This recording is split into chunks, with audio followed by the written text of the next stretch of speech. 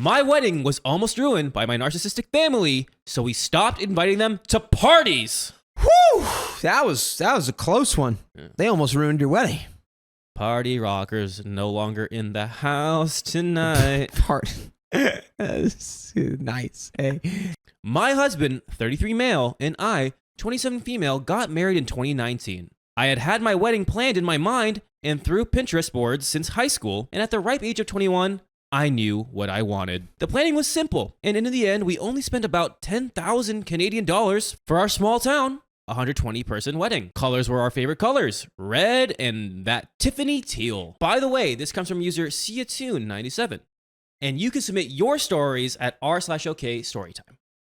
So, we had lots of family help. Mother-in-law and father-in-law covered catering. Stepdad covered 50% of the venue. Mother bought the gown. Father covered chair rentals, and grandma bought a cupcake display. We were fortunate enough to have a family friend who used to be a professional party and wedding planner do our wedding flowers and decorations for the ceremony as a wedding present. For context, on my family side, I was the first granddaughter and the first one to actually get married besides my grandma, who was on her second marriage. As planning was underway, there was invite drama for both sides of the family. However, my husband's side was small potatoes. My grandma has textbook narcissism and boozism. She's the kind that when she starts drinking, she gives the worst unwarranted advice. She had an issue that I wasn't wanting to invite all three of her sisters. Now, don't get me wrong, they are lovely people, but I just wanted close family and friends, and I never really felt close to my great aunts. Another person I really don't want to invite was my maternal uncle, who's also a narcissist and uses substances. Begrudgingly, from pressure from my mom and grandma, we agreed to invite him despite going against our better judgment. Some backstory for my grandma. She grew up in a very old-fashioned way where boys were always considered priority and favored. Growing up, I never felt that strain, possibly because I was the first grandchild. However, growing up, my mom felt that between her and her brother was always babied and was always given everything he wanted, and my mom was always expected to do the chores and the housework. Grandma has always been super hypercritical of my mom, always giving unwanted advice. You should XYZ. Especially when she drank. She always had a grandiose idea of her life, always tried to have the best house, the best car, paint herself in the most prestigious light. However, her and my grandpa are unlikely to be able to retire unless they sell their house at 75, a house currently for sale that is extremely overpriced. The invite drama definitely put a stain on the relationship between my grandma and myself. So much so that the real drama began. My wedding was in August of 2019, and in May 2019, my grandmother announced that she would be doing a vow renewal for her 26th wedding anniversary to take place 2 weeks before my wedding. Oh, wow. That's not going to cause any problems. No. Grandma's just seeing it as a, everyone's going to be there, so might as well just do it. Yeah, everyone's going to be there for your day, so I figured I might as well make it my day 2 weeks earlier. I was livid and hurt, but being a people pleaser, I didn't want to fight it. I had no issues showing my distaste by leaving early. Of course, that stirred the pot. I threatened to uninvite her entirely, and just as equally she threatened to show up anyways, as I was having my ceremony in a public park. I can't quite remember what happened as I blacked out those memories, but somehow, some way, I got an apology from her and allowed her to be at the wedding. Could you imagine? She's I don't remember, but I guess. You're the grandma, CIA, hypnosis on you. She, implanted a false memory in your head of you getting an apology. My uncle is another story. In his mind, he was a father figure to me because my mom and I had lived with him for a year when I was a baby. To me, he was that weird uncle growing up, but still fun, but also only half-assed everything he did. It's funny. He's like, I raised you.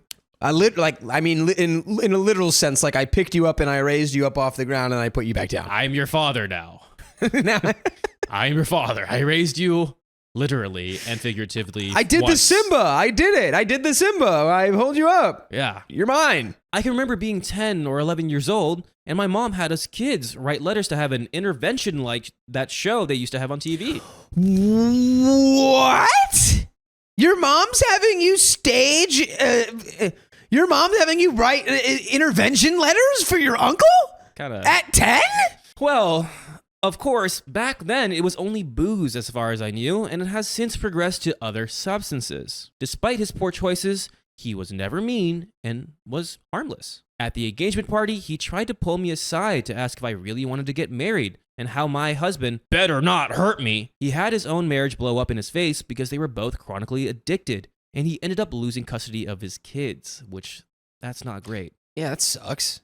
That's not good. Now, to the wedding. The ceremony was beautiful. Everything came together. Everyone was civil. My uncle even cleaned up and put on a white shirt and dress pants. We had the receiving line, took photos. It was absolutely perfect. Then we had some time before the reception to hang out with the bridal party. Enter the reception. Less people attended than we initially thought would, so that was a bit disappointing, but we all entered.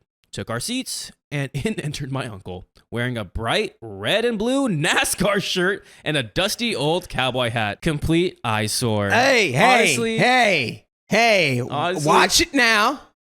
Honestly, that's funny. Like, that's the funkle. I agree, and you better not be besmirching NASCAR. No, I'm just kidding. No. I mean, yeah. I think it's funny. I think it's lighthearted. I know he's trying to, stick out like a sore thumb, but like he's there to support you. You can only choose how you respond to it, not how. Clearly, he's going to wear that. So now you can either be like, "That's funny," or you can be really just upset embrace about it. You're like, all right, we can like if that's it, great. We shook it off. No issues. Okay, everything is fine. Good. Can't control what people wear. We all get food. Chef's kiss, delicious. Then speeches. Initially, the plan was supposed to be the best man, then the maid of honor, my mom, my husband's mom, and that's it. There wasn't supposed to be any open mic, but the MC dropped that ball as people still got up from their chairs to make a speech. Grandma was already 2 bottles of wine in, Oh, yeah. and she was completely wasted by the time she got up to the microphone. 2 bottles of wine? For little old grandma? 2 bottles of wine. 2 bottles of wine. You should have seen me back in my day. I could put it back like nobody's business. You know what? It happens at weddings. You can't control it. That means she was having a good time, I guess. I mean, yeah, but she's also got a active addiction to alcohol, probably. But yeah, not great. Her speech made no sense, and it trailed onto nonsense. Completely an embarrassment, especially when my main concern was that my husband's family would see my family as trash. That's hilarious. She's like up there drunk talking about like, and a couple years ago, I just renewed my vows. Yeah, I renewed my vows 2 weeks ago, and honestly, you remember when those raccoons used to come into our backyard? Jesus Christ. It's like, oh God, they're gonna think we're trash. Once that tragedy was over, we got up to do our first dance. No issues there. Because I had my father and my stepdad in attendance, I really wanted to have both of them dance with me. At my wedding, I started with my father, and halfway through the song, my stepdad cut in. It was beautiful. I was having lots of fun until my uncle, in his entitlement, got up in his tacky clothing and cut in on my stepdad, who already didn't like him. I was really surprised he didn't get punched out, but my stepdad didn't want to make a scene, so thankfully the DJ cut the song short because he realized that was not supposed to happen. I was angry. Shout out, good DJ. Yeah. Then it was my husband's turn to dance with his mom. He picked a very special song that meant a lot to him and her. Halfway through the song, my mom decided that she was going to get up and dance with him as well. Oh. we both went, oh. No. Don't do that. My mother-in-law was pissed, and so was my husband. He even said after he didn't mind so much that my mom cut in because it was a new mom, and he was really trying to make a good impression with her. The part that really ticked him off was my grandma decided to also get up and cut in on the dance. Oh, no. My grandma, who had no emotional connection to him, also wanted to get up and be a part of it instead of just letting my husband have a song with his mother. Yeah, and then what are you supposed to do in the middle of your like heartfelt dance? You're supposed to be like, get away from me, get off of the stage. Why? My question here is, why is no one stopping anyone here? Like everyone's just like, this is supposed to happen, right? It is. It's just a free for all. Everyone's just like, I don't care. Hey, the more the merrier. As the night went on, So did more cringy stuff. Grandma was intoxicated and stealing wine bottles from other tables. My uncle got up to catch the garter when my husband was tossing it, and he caught it. Very cringe. No, dude. Honestly, that's hilarious. Can you imagine? Interception! that's actually really funny. I'm sorry. Funkle, I just don't think got intercepted. You're not appreciating how funny your uncle Your uncle's is. actually really funny. I get it. This is in bad taste. True. But like, as a spectator, this is hilarious. I'm like, yo, I want to party with the uncle. Him catching the garter in the NASCAR. Yeah, with the cowboy hat. Dude. That's hilarious. Uncle was also completely wasted. Part of me wishes we didn't even have the booze at the wedding, but that's not changing now. My husband and I left our wedding by 10 p.m., but the party didn't end until midnight. But you know what never ends? Your ability to listen to episodes with stories just like this on Spotify, Apple Podcasts, or wherever you listen to podcasts. Just search OK Storytime and we'll be there. We have a plethora of fun stories like that fun uncle all over. Yes, we are truly the Fun Uncle podcast. Actually, no, we're not. We're OK Storytime. We're OK Story. We're OK Storytime. There is a little bit more to the story, but at this point, it's out of your hands. I know it's a little embarrassing, but you just can't control people. Maybe you have like some family friends like, hey, kid, you make sure uncle and grandma don't do anything stupid. Yes, too stupid. I think that's a good lesson to learn, is that you should have had someone running point on the problematic family members if you didn't want them getting up to shenanigans. But I think the way it's being handled, because it seems like it's like for OP, it's very like, this is stressing me out, or like this is not the way I wanted it. But it seems like to the naked eye, to people who are just like spectating, like, okay, that's a little weird, or like whatever, they're having a little fun. It doesn't seem like anything's being really bad to us. It seems like it's not the worst thing that could have happened at a wedding or someone's wedding. Yeah, day. I mean, like the vow renewal like weeks before was annoying, but it's like, it really doesn't have anything to do with you. It has to do with them, and it's like, it's not, it's not like it's the day before. It's not really stealing your thunder. It's you probably inspired them. They're like, oh, yeah, it's like first grandchild is getting married. That's inspiring us. Love is love. All that stuff. A lot of stuff like this mostly just falls back to how we perceive it, like as individuals. And if you could like cognitively reframe something, like even if like the truth of the matter is like that it's exploitive, or it's like it's kind of trying to put you down, if you can literally reframe it in your own head, it doesn't matter anymore, because now it's just all about how you perceive it and how you are feeling about it. So I don't know. All in all, we had 2 villains for our wedding. Every other aspect was practically perfect in our minds. See, again, I think you're too hyper-fixated on the 2 villains. Yes, that sucks and it was annoying, but I think it was too hyper-fixated that they really didn't do too much bad stuff. We might be like looking past the alcohol consumption. I mean, that's I think bad. we might be looking past that because we didn't see it. So it might have been really rough with that. Yeah, but I don't know. We'll see. Every other aspect was practically perfect in our minds. I definitely went through my wedding photos and deleted a bunch of my uncles being at the wedding. We have since gone super low contact with my uncle and only speak to him once, maybe twice a year if he's at my grandmother's house. But he does not get invited to any other family events. My grandmother has since been on different medication, and we still talk because if she's not drinking, she's genuinely a lovely lady, and I like to bring my kids up to have a cup of tea every so often. That's my wedding drama, and that's the end of that story. If you want more stories like this, search for our podcast, OK Storytime, on Apple Podcasts, Spotify, or wherever you listen to podcasts. My husband opened our marriage, but I refused to close it. One door opens and it never closes again. Sounds like the back door. Whoa.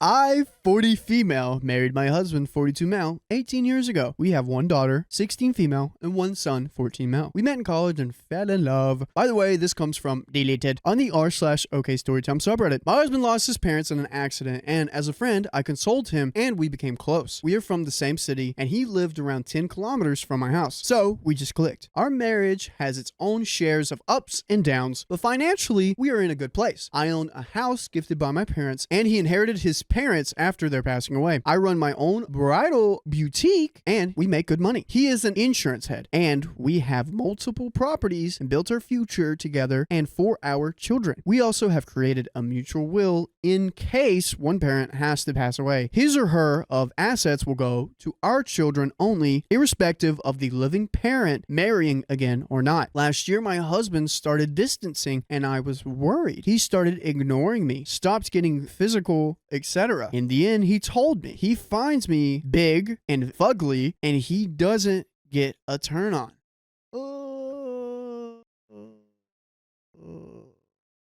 That's brutally honest if I've ever heard it. Super yikes. And you'd be like, never mind. Nope. I was so busy raising kids and my business that I stopped caring about it. He said he doesn't want to destroy the family, but he wants to have spicy sleep outside the marriage. He said he won't be a hypocrite and that I can do the same. I cried and begged, but he didn't listen. After weeks of crying and self-pity, I accepted the proposal. I also started working out and guys in the gym started hitting on me. I mean, that's the best thing you can do at that point. Yo, no, you're on your revenge arc now. He's like, I don't know. I just like literally just think you're gross. And then you go, okay, you want to open the marriage? Cool. I'll get nice and hot now. I've had my share of hookups and fun, but finally, I'm getting along with a man who is 35. He treats me on dates and spicy sleep is good. I also changed my dressing from traditional to more Western and spicily looking nicely. And I have lost weight and I have nice curves too.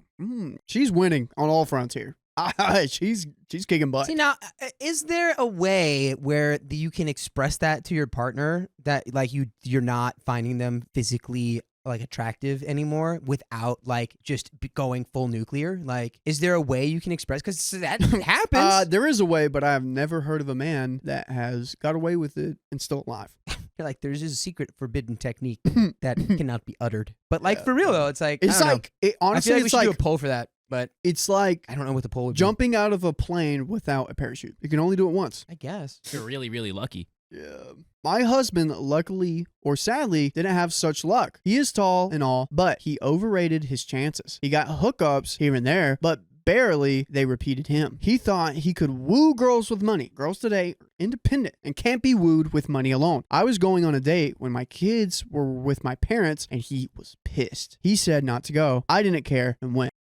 Sounds oddly familiar. Oh, it's happened plenty of times, dudes. I have read. This is probably like my Dude, 20th and you know what? story You know what's I've read crazy like this. about that is that what that speaks to is a shared human experience. We actually all basically we all go through very similar stuff. We all share the same bonds as humans. Now he's saying he wants to close this marriage, and I just laughed at him. Ha ha! I told him this is the arrangement he wanted, and I'm ordering it. That's even better than divorce, honestly. I am enjoying the attention these hunks give me, and it's not my fault women don't want him. He started calling me the names, and I called him a man or. A mandingus. He is threatening divorce, and I'm fine with it because our laws favor women more. I pointed that out to him. He started crying and begging to close the marriage again, but I am refusing. Girl, this is a win-lose any way you take it. You're winning, he's losing. I was about to say, where's she losing? And no, she's not. She's not. She's losing this man. Yeah. No. She had one bad day where he was like, you're ugly and fat. And then she turned it around and had a million good days, and he will forever have a million bad days. There's this guy I follow on Instagram, and this guy, he does the best transformations ever. He'll get like a woman that like looks kind of like, you know, not the best looking at first, and she's kind of like, her hair is kind of all over. It's mainly like African American women, like their hair is kind of crazy and all that, and they don't look the best. And then he does a crazy makeover, and they are just flawed with how they look, and they just start crying. And I showed that to my mom, and she's like, yeah, sometimes women put priorities over their looks. Like, she was providing for her family by being a mother and a businesswoman. Yeah. And she probably was like, you know, I didn't put attention on my looks or how I look because I was putting so much attention on my family. Yeah. And the husband just all of a sudden's like, we should open it. You're ugly and fat. What the Yeah. heck? And not working on that while she was sacrificing so much of herself for that. That's crazy. That's crazy. Sorry. It is. I just had to say that. Absolutely. But I'm going to get this to edit. 35 male is in divorce process, and our country takes years to have a divorce if the wife isn't consenting. We are taking it slow, but he is an amazing man am I the a-hole? I think she's talking about the other guy Oh, wow, that she's in. Yeah. Ooh. that she's in cahoots with. Our children have no idea we are involved parents. Stop stressing about them. Also, planning to get divorced when both are in college. Ooh, that's a few years from now. P.S. Who thinks it's fake? You can believe what you want to. I don't have to prove anything here. I am here for judgment. Okay, got a little edit in the comments. Edit. I had to add people who were blaming me for saying fat. Despite both working, my evenings went teaching kids and taking care of the household. He thought it's a woman's job to do so and was only fun dad. Mornings, I had to prepare breakfast for all. I had household help for cleaning and dishes, but I barely had time to work out. Now I've hired a cook and kids who can take care of themselves. Gives me free time to work on myself. If he wanted a model, he could have reduced his tummy and his daily sports and helped me as well. Thank you. Edit. Men in the comment section victimizing my husband. As expected of the as men. expected, keep barking. Yap, yap, yap. I mean, like, no, I don't understand how you could support this guy. It's like, he never, no. He's a womanizer. I think he was. I think he was just like, he realized like, I could probably get a hotter girl than my wife right now. I guess we'll open the marriage. Whoa. And then it's like, he opened it. No one wants anything to do with him. And now his wife's hot again. Man and got like, reverse hey, we Uno'd. can close it. She's He got reverse Uno'd. Yeah. There's no more hinges on the door. Nope. The door's blown so far open. There's no closing it. Nope. But Yeah. we got an update. Yeah. Update. I've realized there's no point in petty revenge. The kids were at my parents' house. We discussed plans, and I told him I have no love and respect for him left, nor do I find him attractive anymore. I asked him if he wanted to go through a tough divorce process. He will lose more as our laws are very tough on men. So let's make an easy divorce with fair division of properties, where I contributed more anyways. Because she has a lot of properties and she has her own business. And I think he's just an insurance guy. Yeah. I mean, she makes good money. He makes like a decent money. Yeah, in insurance. But like, yeah, I think that's also a baller move to be like, you know what? Because it's true. Usually I'm like, whenever I'm like, yeah, getting petty, it's like, it's mostly a joke. Like, It's just kind of fun to read about it. But like, in reality, it's like making like a years long petty plans to like execute is like, I think it hurts your soul more than anyone else probably. Yeah. In almost every circumstance. Like there might be like some where it's like, yeah, sure, I guess that's justified. Like, I think like movie plots have taught us to kind of want to think like that. When in reality, it's like just being like, look, I want absolutely nothing to do with you. Let's cut up the assets fairly and move on with our lives. Facts. That's probably the best way to really do it. There were tears and begging, but I stood firm and asked divorce. I showed him proof, and if he ever tried to shame me in front of the kids, his visual and text proofs are with me too. So we called a truce. The next day, we involved our lawyers, neighbors, family, friends, and draw up our property and fund division verbally. It was quite clear. The marital house is mine. He is moving to his inherited house a few kilometers away. We have acquired multiple properties, and we will divide them on value. The savings will be divided, and we have our retirement plans. He also blurted out that he has a young widowed girlfriend.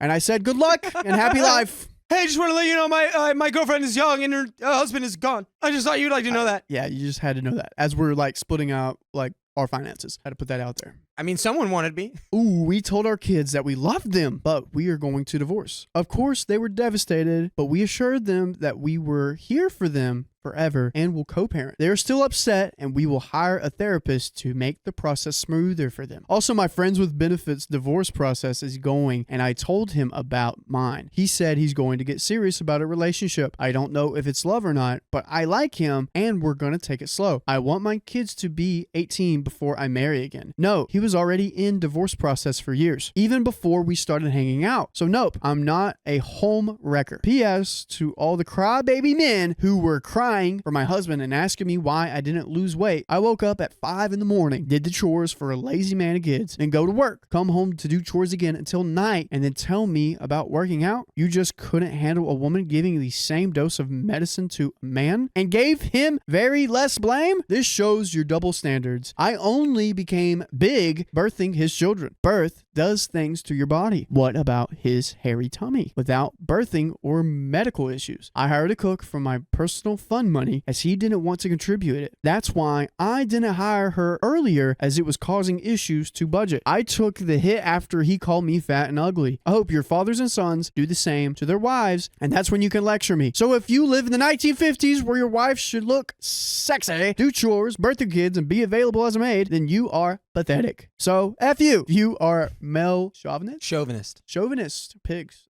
New word. And anyone who thinks it's fake, I don't owe you anything. And you owe us by visiting us on our podcast platforms if you're interested in more stories. Yeah. We're there. Just search up OK Storytime on Apple or Spotify or whatever your podcast platform is. A near limitless well of stories just like this at your fingertips. Yep. And she's just going off at all the men that are being misogynist and telling her to get back in the kitchen. What? So that's the end of that story. Did you really just speed read that? Yeah, dude, she's like going off on him. Well, I mean, yeah, I think she probably earned a bit of a vent session there because it's like she bared that for many years. Because it is true. It's like she's raising the kids, she's doing the chores, she's cooking breakfast, like she's going to work, making the money, and then she comes back home. Yeah, and he's just like on the second game of sports game on the TV today. Well, I hate this sounds bad, but like because like in the 50s it was like the man provided, the woman stayed at home and like took care of the house and stuff. Well, she's working and taking care of the house and stuff. Right. It's like in the 50s, it's like especially in the States, it's like life was so much simpler. Like economically, it was like you could afford to buy a house as like a custodian. Yeah. Like you could work as a janitor and like still buy a house. Yeah. You cannot Can't do that anymore. It's like, but I don't know, and that doesn't mean that we're not justifying it. We're just saying it's a harder time for this woman now. Right. Things are way more complex than they were things were still complex in the 50s. I don't know. I'm not trying to 50s. You trying to make it sound good? To be the dichotomy between men and women in like 50s America is like not cool. Like women shouldn't be treated as objects that do household chores, you know. Yep, women are more than dishwashers with legs now. Right. Yes. They've always been. This is just my joke. Yeah, that's no funny because it's not serious. It's a joke. You play stupid games, you win stupid prizes. There we to go. The husband. It's like you tell your wife that you think that she's not attractive, and then you want to open the marriage. She gets attractive again, and then you're like, yeah, I don't know.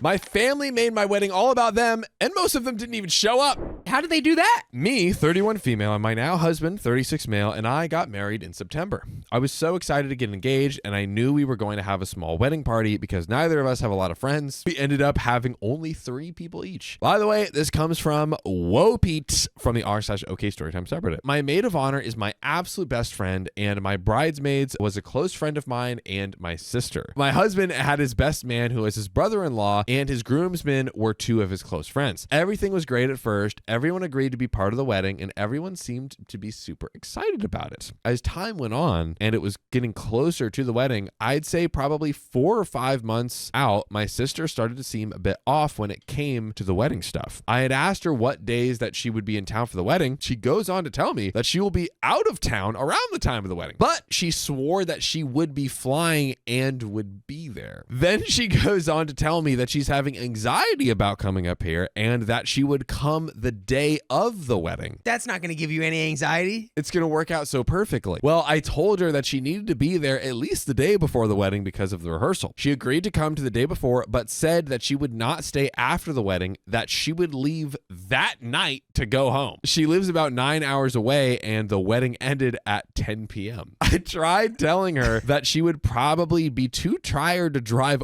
all the way back 9 hours again after the wedding due to the fact that it was going to be a long day for us. She still didn't want to stay. I figured that was her choice. Fast forward another 2 months and me and my future sister-in-law and all of the moms of the wedding were shopping for the mother's dresses. My mom, who is a complete narcissist, shows up and is civil due to the fact that other people are around. My mom and I don't have the best relationship, but she lives close by and she is my mother, so I invited her to go shopping with us. She only tried on one dress, then threw a big stank that none of the dresses were her style and then disappeared. No one knew where she had gone, so we just continued to shop without her.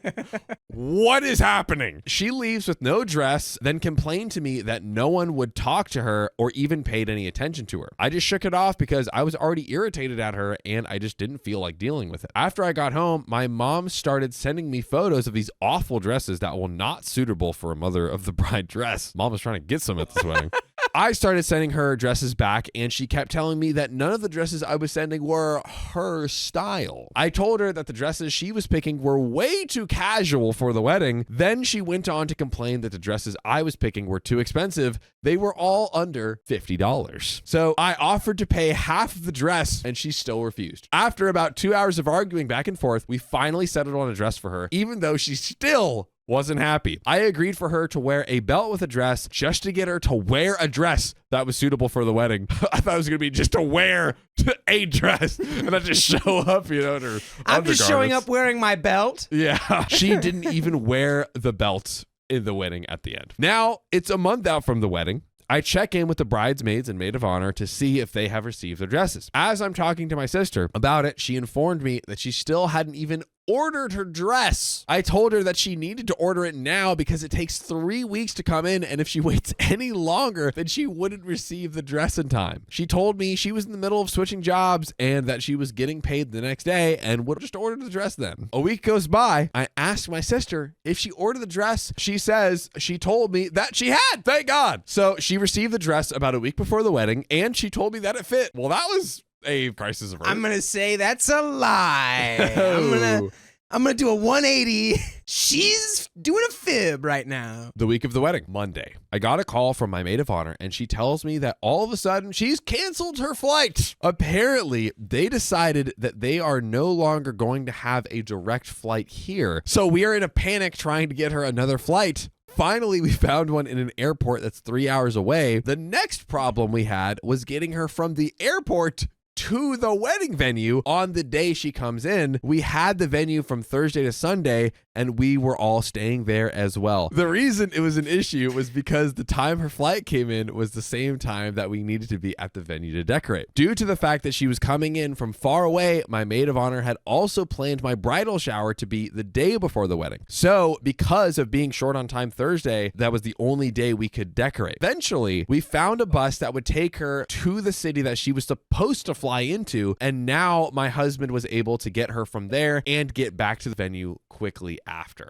Wednesday, I get a phone call from my dad, and he informs me that he can't make it to the wedding. I'm Would no you longer look at anxious. that? The anxious is gone. I'm anxiety gone. Hey, well, guys, at least he called the day of. Oh, thank God. I'm so unstressed out. There's no stress. He goes on to tell me that he doesn't have the money for the gas to drive up. I was devastated and a little mad because he has known about my wedding for a year at this point. He did not have money set aside for my wedding. I told my now husband, and we agreed to send him the money for him to come up to the wedding. We all make it to the venue and start the decorating process. I got a phone call from my maid of honor, and she tells me that her bus didn't stop at the airport and she didn't really know what was going on. She said that everyone was confused and didn't know where they needed to go for that bus. And of course, you can't look it up yourself. I told her to keep me updated and let me know what they do about it. She texted me saying that they got onto a bus and that she was finally on her way. A huge relief. Now time goes by and we are all knocking out the decorations when my dad arrives. I take him to the cottage that he was staying at and help him get all settled in. He comes back up to the main house where everyone was. We get to talking and my dad informed me that my brother wouldn't be coming to the wedding. They're all out of gas. It's just a gasless family.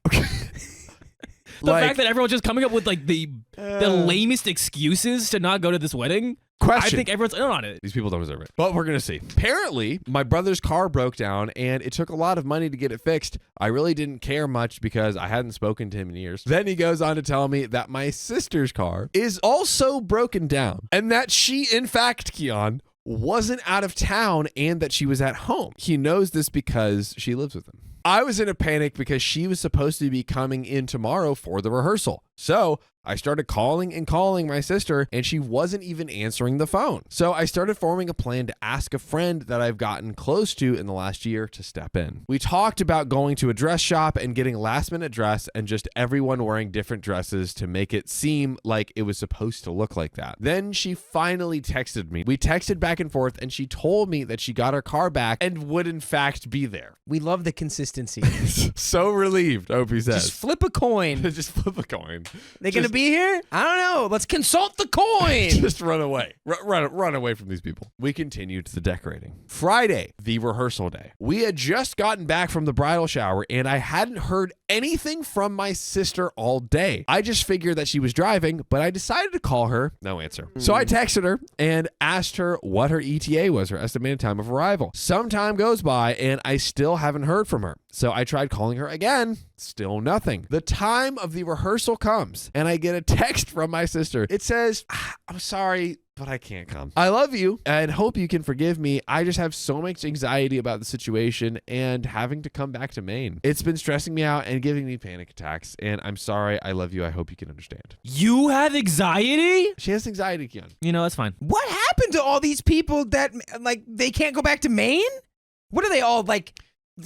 Characters in Stephen King books? They locked down the borders. My heart sank. My maid of honor knew something was wrong. I show her the text and I run out of the room so I can cry my eyes out. I had a feeling she was going to do this, but I just didn't want to believe it. We are pretty close and I just couldn't believe that she would let me down like that. I didn't even respond to her because it was so late we didn't have time to even ask my other friend to get other dresses, so we just had to have an uneven wedding party. I wipe my eyes and I just move on. The rehearsal went well. We had lots of laughs. We had a wonderful bonfire before the wedding. Saturday, the wedding day. Luckily, my wedding day went so smoothly and I was so thankful because of all the fires we had to keep putting out. So after everyone that I invited out of all of my family, only 2 people showed up. My mom and dad showed up, and honestly, it was just so awkward between all of us. The day after my wedding, my maid of honor told me that when I was getting ready, my mom was complaining the entire time about the dress that I wanted her to wear, and my maid of honor told her that that dress was beautiful. When my mom went to leave, she changed out of the dress and ran into my maid of honor in the house, and she threw the dress at her and told her, if you like it so much, you can keep it. I couldn't believe that my mom was still stewing over that dress that I had picked. Needless to say, I'm completely done with my family, and now I have a new one that is apparently amazing and so supportive. I love every single one of them, and we have an update. So the wedding is over. It seemed like everything before the wedding was just like nuclearly exploding left, right, and center. The wedding day itself, according to OP, went great, but it seems we are not done yet. Full conspiracy.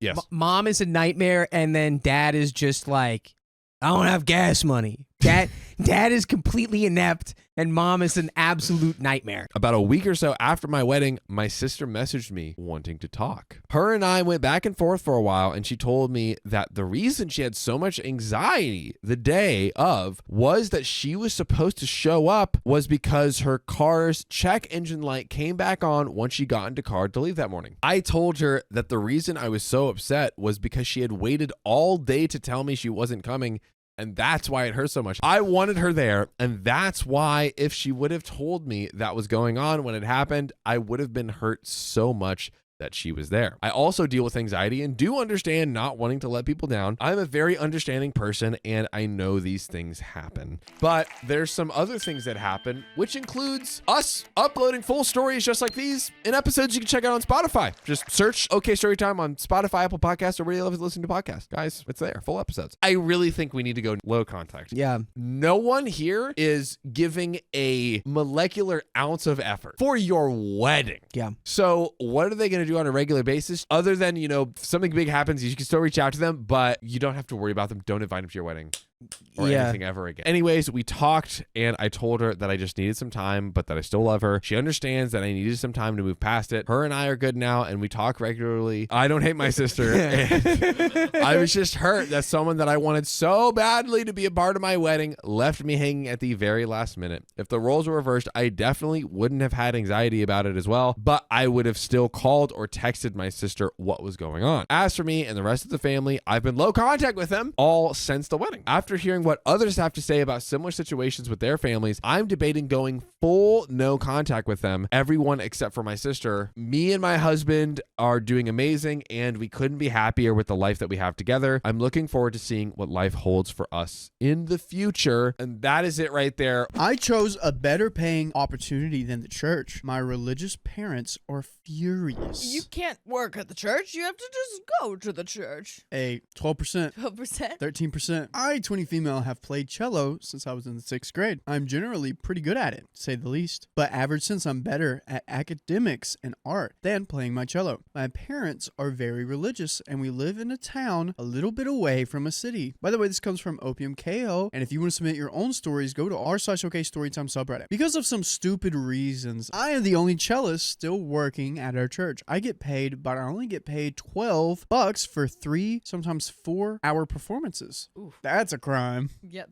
$3 an hour. Ain't the national the minimum wage? national minimum wage $7 and something cents? Yeah, $7.50. Sheesh. Federal. Dang. While I was practicing some art, my friend, 21 Mel, called me and said that a new place in our town was opening up and they needed a second teacher for the cello classes. I immediately went over and have been working there for a little over a month. While there, the small school's principal managed to get my class a place in an orchestra concert in the city. It wasn't in the center, just at the edge, but my students were really excited when we arrived. I played with my students a little bit for practice. The concert had gone really well and I enjoyed it. Due to this, a man around 40 walked up to me after the concert. He said he had heard me playing with my students and asked if I could play in a huge orchestra around the center of the city. Oh, dude, she's getting promos left and right. Look at her go. I was really interested since this could bring good opportunities, both art and cello. There was a bit of a problem though. My parents had asked me before if I could play at my church on the same day as the concert at an uncomfortably close time gap. I didn't agree to it and said I would think about it, but now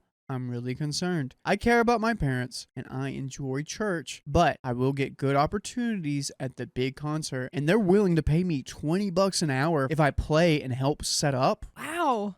A big step up from the $3 an hour you were getting. Yeah, if you're there for 3 hours, dude, clean Yeah. 60. Yeah, the church thing is basically volunteering at this point and you just get tipped. So I think the paid job, the paid gig is going to be much better. Oh, yeah. The problem with the church concert is that it will be 3 hours long and they are going to pay me $15 for setting up and playing the 3 hours, which I'm not very comfortable with. So, would I be the jerk if I chose an opportunity over my church? And as a church goer that I went in my life, I see how this could affect you. But if God strikes down and comes to you in a vision, says you must play at this concert, I do it. But if he hasn't done that yet, go for it. Yeah. Me coming to LA, I was like, God, what should I do? Should I come here or not? Yeah. He left the door open. He never closed it. If he closes a door, then you don't do it. But if that door's Interesting. open, that's what I'm saying. Interesting. Quick edit. I just have to say, wow, I know it's been a couple of hours and I have to thank you all for the advice. I've constantly looked through your comments. So thank you for the support. Edit, I'm going to tell them. I don't know how they will react, but I am. The concert is on Sunday, so this will be kind of in advance. Ooh, it's on the day of rest. Man. Oh, no. Oh, man. That just adds insult to injury for the parents. I really do feel bad about it though. Update. A couple hours earlier, I told my parents to say my mom was angry was an understatement. Oh, no. She yelled at me and screamed at me that she had already told the church I was going to play at the church and that they needed me there. Oh, boy. Didn't even say, did she say yes that she was going to be there? She did not. Did she say no she was going to be there? Well, she said she might. Basically, she did it.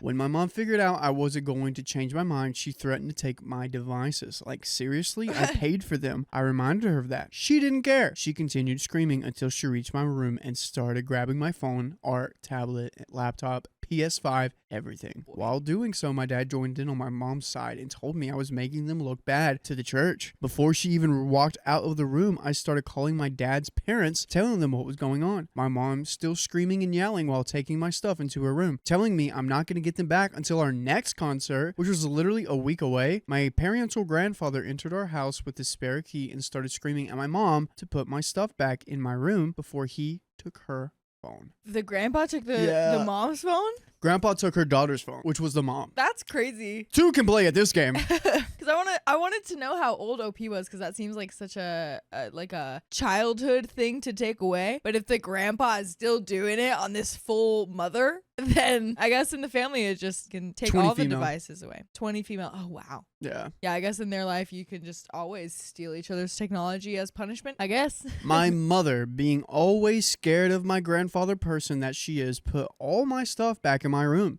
But before she could, he told her to put my stuff back in his trunk, which she had to do all by herself. My dad was forced to apologize to me and then my mother. It was obviously half-hearted, but I was just pleased they were forced to apologize. I'm currently on my grandparents' place, and the reason this happened so late is when I went on a shopping spree with my grandmother and her friends. They are the sweetest ladies ever, and I had a lot of fun. I was even able to buy another music piece. It's a little simple for my liking, but I like the beat. Just a quick update. We just got back, and my grandparents are downstairs drinking and talking about their youthful days. My grandfather said to feel free to take his truck to a friend's place, so I'm about to do that after this post. Thank you all for the support from the last post. We got another update. Another update. That's crazy that Grandpa's like, y'all crazy. Yeah. I know y'all crazy, I'm but so glad that the grandpa's on the side. That's so relieving. yeah. Oh, absolutely.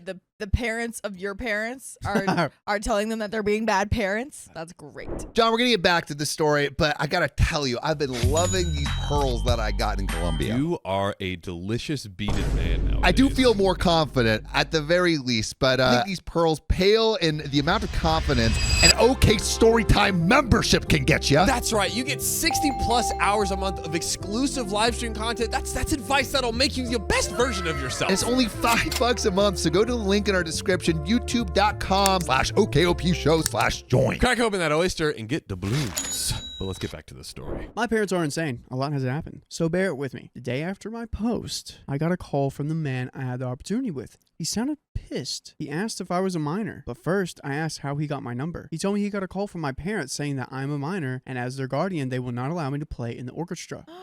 As a side note, I'm 20 female, but due to genetics, I look around 16 to 17. Oh, wow. I told him I'm not a minor, but he seemed to believe my parents over me, and he sent me a screenshot of my birth certificate. Those crazy people gave them a fake certificate that made it look like I was 16. Oh, my gosh. What? That's crazy. Oh my God. They probably had it ready. Probably had it in their back pocket like, anytime. Whoa, that's wild. Yeah. All for the church. Also, as a churchgoer, would you say that this is church-like behavior? No. Right? No. Like I would assume. No, this would happen in a church though, but this is not a church-like Yeah. behavior. I don't think this is what Jesus would do. Yeah. He said that due to no minors being allowed in the orchestra, my seat would be removed only if I can verify I'm not a minor. Tried to convince him with my ID, but he said my parents told him I would show them a fake ID Oh my god. and that I would be getting removed from the orchestra, and he hung up on me. In tears, told my grandparents, and they were not happy, especially my grandmother. Another side note, my grandmother's mother was a cello player, but due to an accident, she fell into eternal sleep when she was 29. Oh wow, that's So to young. find out I couldn't play my instrument anymore in this orchestra, she was beyond furious. She actually drove. My grandmother rarely drives. After the drive, my grandmother had a screaming match with both my parents, while my grandfather went to the place of the orchestra to get me verified for my seat again. I was a mess the whole way. We managed after 3 hours to get me verified, but by then, when we got back, my grandmother was chewing out my dad and my mom while they sat quietly. That's just crazy that these parents are doing something wild, and the grandma and the grandpa are like, nah. Right. Like, didn't you learn? Yeah, how does that happen? What? How does that happen? The next day was the most satisfying thing I've ever felt. I found out my parents will be taking me out of their will. The will that my grandparents practically control, since my grandparents pay half of their bills. A couple of minutes after, my grandparents called them and told them that if they take me out of their will, they will remove my dad out of the will and give all the assets to me. Whoa, game changer. Including the will they were already planning to give me, which was already a lump sum of money and some rental houses they own. Hey, the grandparents are up, OP's up. Yeah. My parents are trying to hold their ground, but a couple hours later, they said they will also not be paying the bills they have been paying. Grandparents are no more money. Wow. They're cutting them off financially. Wow, over this? Yeah. That's crazy. I mean, that is satisfying, but I would not expect them to go that far for this situation. Oh, wait a minute. Then finally, after those 2 threats, they're still trying to hold their ground. So they're not budging. They're not apologizing. They're still like, no, this is the right thing to do. Yeah. They're like, we've been spoiling your whole life, and now I'm finally going to stop spoiling you, parents. As churchgoers, have you prayed about it? Have you prayed that this was the right thing to do for you and your family? That's what I would be doing. Yeah. My grandparents have 2 other children, both daughters, and older than my father. So I'm not surprised that they instead gave them the assets instead of me. My father called me 2 hours ago and called me a failure to my family and their church. Personally, I thought that would hurt, but I didn't feel much. More like relief. I felt so relieved. Wow. Never felt this way before. I might actually ask them to disown me. Oh, wow. Hey, just like take me out of all the pictures. If you Yes, don't mind. at this point, guys, let's just get it over with. I'm sick and tired of their trash and how many things I've done for that church and still be underpaid. Hopefully this will make my last update, but ask questions in the comments and I may answer. I just want to get this behind me. We got a third update. Wow. It's not even done yet. Oh boy. How many updates will there be? I don't know. Maybe 2 more. I don't know. Well, hello, everybody. 13 days since my last update, so I think you guys can guess why I'm back. My parents did something multiple times. Oh no. First up, my mom managed to guilt trip my grandmother into giving her another month of free bills being paid. Great. But also, 5 days after I posted my last update, I got a call to my church and my pastor and bishop. They tried to convince me to still play at the church, since according to them, there is a gap between the church and Opportunity Concert. I could just play in both. They promised that they would pay me an extra $4 for the help. Oh my Dude. god. $4? What? Dude. Oh, That's a raise. there you go. At that point, okay, fine. I was about to start laughing. Truly, $4? That is insanity. I said I would do it if they told me why the cello player of my church started leaving. They tried to do the same thing they always do, but I made the bishop cave. Back before I had actually started playing in the orchestra, the bishop had tried to steal all the cellos and sell them to buy an engagement ring for his girlfriend. What? What? What? That's crazy. That is wild. Oh my gosh. He managed to sell some of the cellos. He actually did it. He did it. Oh my gosh. Oh wow. But he was caught by one of the cello players when loading their cello to the back of his truck. The cello players who got their cellos sold sued the church. But the bishop bought them new cellos. The bishop thought that they would continue playing in the orchestra. Yeah, it was just a little misunderstanding. Yeah. You know, I sell your things, but you should still play for the church. Yeah, sorry. I am not the church. My bad. I'll buy you new ones. Oopsie. Sorry. But all the cello players who had their cellos sold left the church. Some who didn't get their cellos sold stayed. But 8 out of the 10 of the cello players, not including me, left the church. I immediately left. I wasn't actually going to play for them. I just wanted the truth. Dang. Dude. Nice. She's taking notes from the grandparents. Yeah.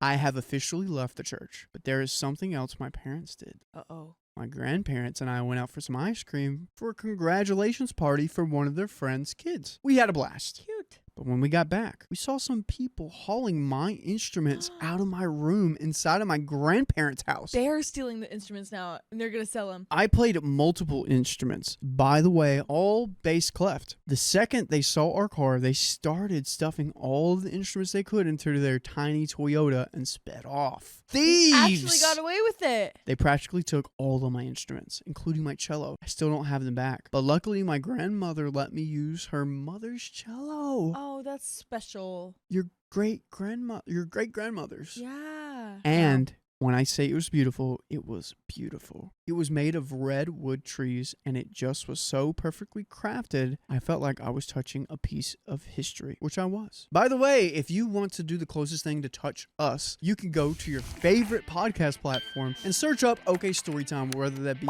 Apple, Spotify, whatever, and we have more stories that'll definitely touch your heart. Oh, yeah. Check it out. Oh, yeah. We got a whole lot of history on there. Wow, boy. I don't understand. How can you can't say you go to a church and then still, Dude. like, That's just so, because I feel like in their minds, they're like, we're just proving our loyalty to the church, and it's like, well, what's the point of going if you're not going to take any notes? yeah, Except from the pastor that stole the cellos for his girlfriend's engagement ring. Yeah, don't listen to Bishop, dude. That's the wrong person to take notes from, man. Yeah, goodness gracious. But here's a little bit left. Oh boy. I figured out by my grandmother it was made by my great for ex-grandfather for his daughter. Wow. And no one else has touched it other than my great-grandmother. I really do love it. It is beautiful, but sadly, I had to give it back to my grandmother after the concert. Oh, you'll get it back soon, Opie. Don't worry. It's definitely in the lineage. Yeah. Oh, the concert went great, by the way. I met some really nice people, and even the person sitting next to me was an old friend from my middle school. He took up viola and left bass. He actually is way better at the viola than back then on the bass. I even got invitations from multiple conductors and auditorium directors. I'm still looking through, and my grandparents are helping me decide. But that's how my 13 days were. We're going on a trip to Asia to celebrate. I'm really excited. OP, you're living life! That's a great Let's update. go! Wow. That was A amazing. wonderful ending. Oh yeah, after this whole crazy stuff, we're just gonna go to Asia for a month or something. Yeah, Just yeah. chill out. Dude. My sister-in-law got offended over my social media posts, and I want to go no contact. Girl, just forget about it and keep posting. Forget about it. Buckle up, because this one's long. Context. Me, 39 female, 40 in less than 2 months, woot woot, and my husband, 38 male, have been together for more than half of our lives. Really making me do math there, OP.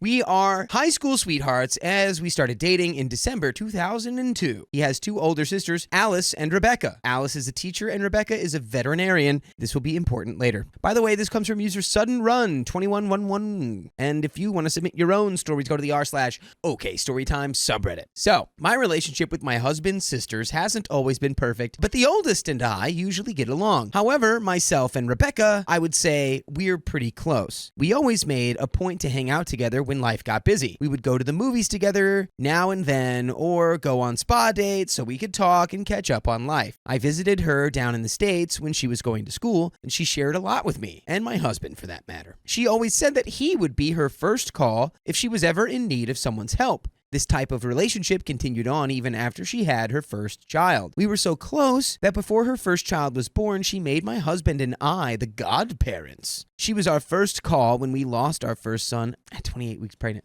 Dang. That's tough. That's a tough one. Well, you know, that's a special bond to have somebody be that first call, man. Yep. Real quick, I don't like how this is set up because you were establishing how close you are to this friend, and I feel like something really bad is about to happen here. Well, they're probably going to turn on. They're going to flip. They're going to do a 180 flip. Yeah, Tony Hawk, do it. Do it. All right, let's do this. Let's do the rest of the story. In September of 2023, we had the opportunity to go out to Alberta with my husband, our son, who was 4 months old at the time, his parents, my husband, Rebecca, and her 2 children. Her husband was gifted an extravagant hunting trip from Rebecca the Christmas before, so she thought it would be great if we could all go and meet with him once his trip was over. Their mom has a brother living out there, and his wedding gift to the nieces has always been a trip out west. Since my husband and I got married in June of 2020, he graciously paid for our flight so we could join in on the fun. Wait, when did OP get married, or was that their friend that got June married? 2020. That's when they got married? Yes. They've OP been together and their since... husband. It took them 18 years. That's crazy. Sorry. They were in high school. But And then they've college. been together for like 20 years. They got together Honestly, in 2002. dude, if you're still together with your high school, if you're going to do a high school sweetheart like relationship, I am waiting that long to get married because I got to Really? make sure that's real legitski. Well, then basically you've been married the whole time. Like, if you're together for 20 years and didn't get married, Maybe they got married and maybe they had a secret wedding. shut up. No, they didn't. They did not have a secret wedding. Riley hates secret weddings. Oh my Secret gosh. wedding.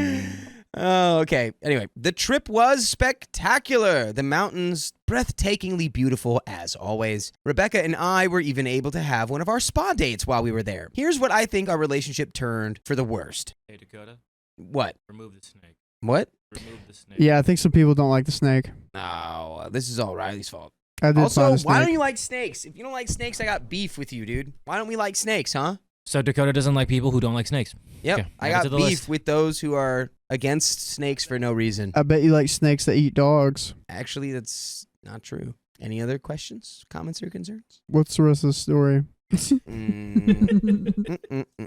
During our pedicures, Rebecca was going on and on about how their parents always overlooked her when she was growing up and that she never got anything she wanted. With a confused look on my face, I said, but what about all of the dance and horseback lessons and the horses and the schooling? She kind of looked at me and went quiet. She didn't talk to me much after that during the trip, but I didn't think much of it as I was having a blast with my little family. Dude, all it took was pressing her one time on her BS for her to completely turn on you. That's crazy. She just had that loaded in, and you ask one question, one pushback, and then she And she's venting. She's like, I never got anything I wanted. It's like, you literally had horseback lessons and you had horses. A lot of kids want that, explicitly want that, and never get that. And you got that.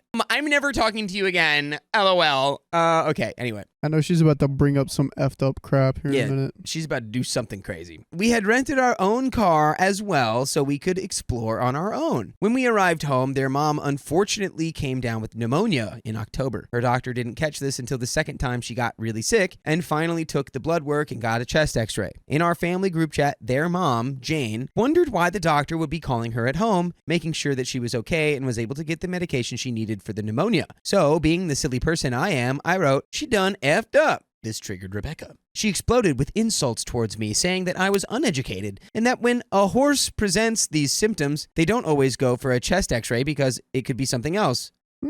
She's bringing up horses? Why are we bringing We're this talking up? about people. She's like, so one time my horse jumped over an obstacle and it went great. Maybe you should try that. We've lost him, folks. Dang it. I thought that was relatable. We've lost him.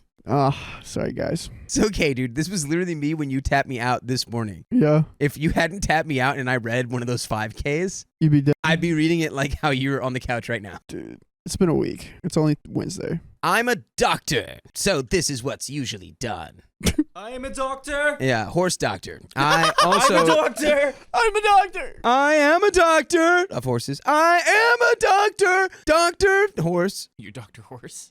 Dr. Horse. Okay. Shut up. Okay, we're gonna go. Okay.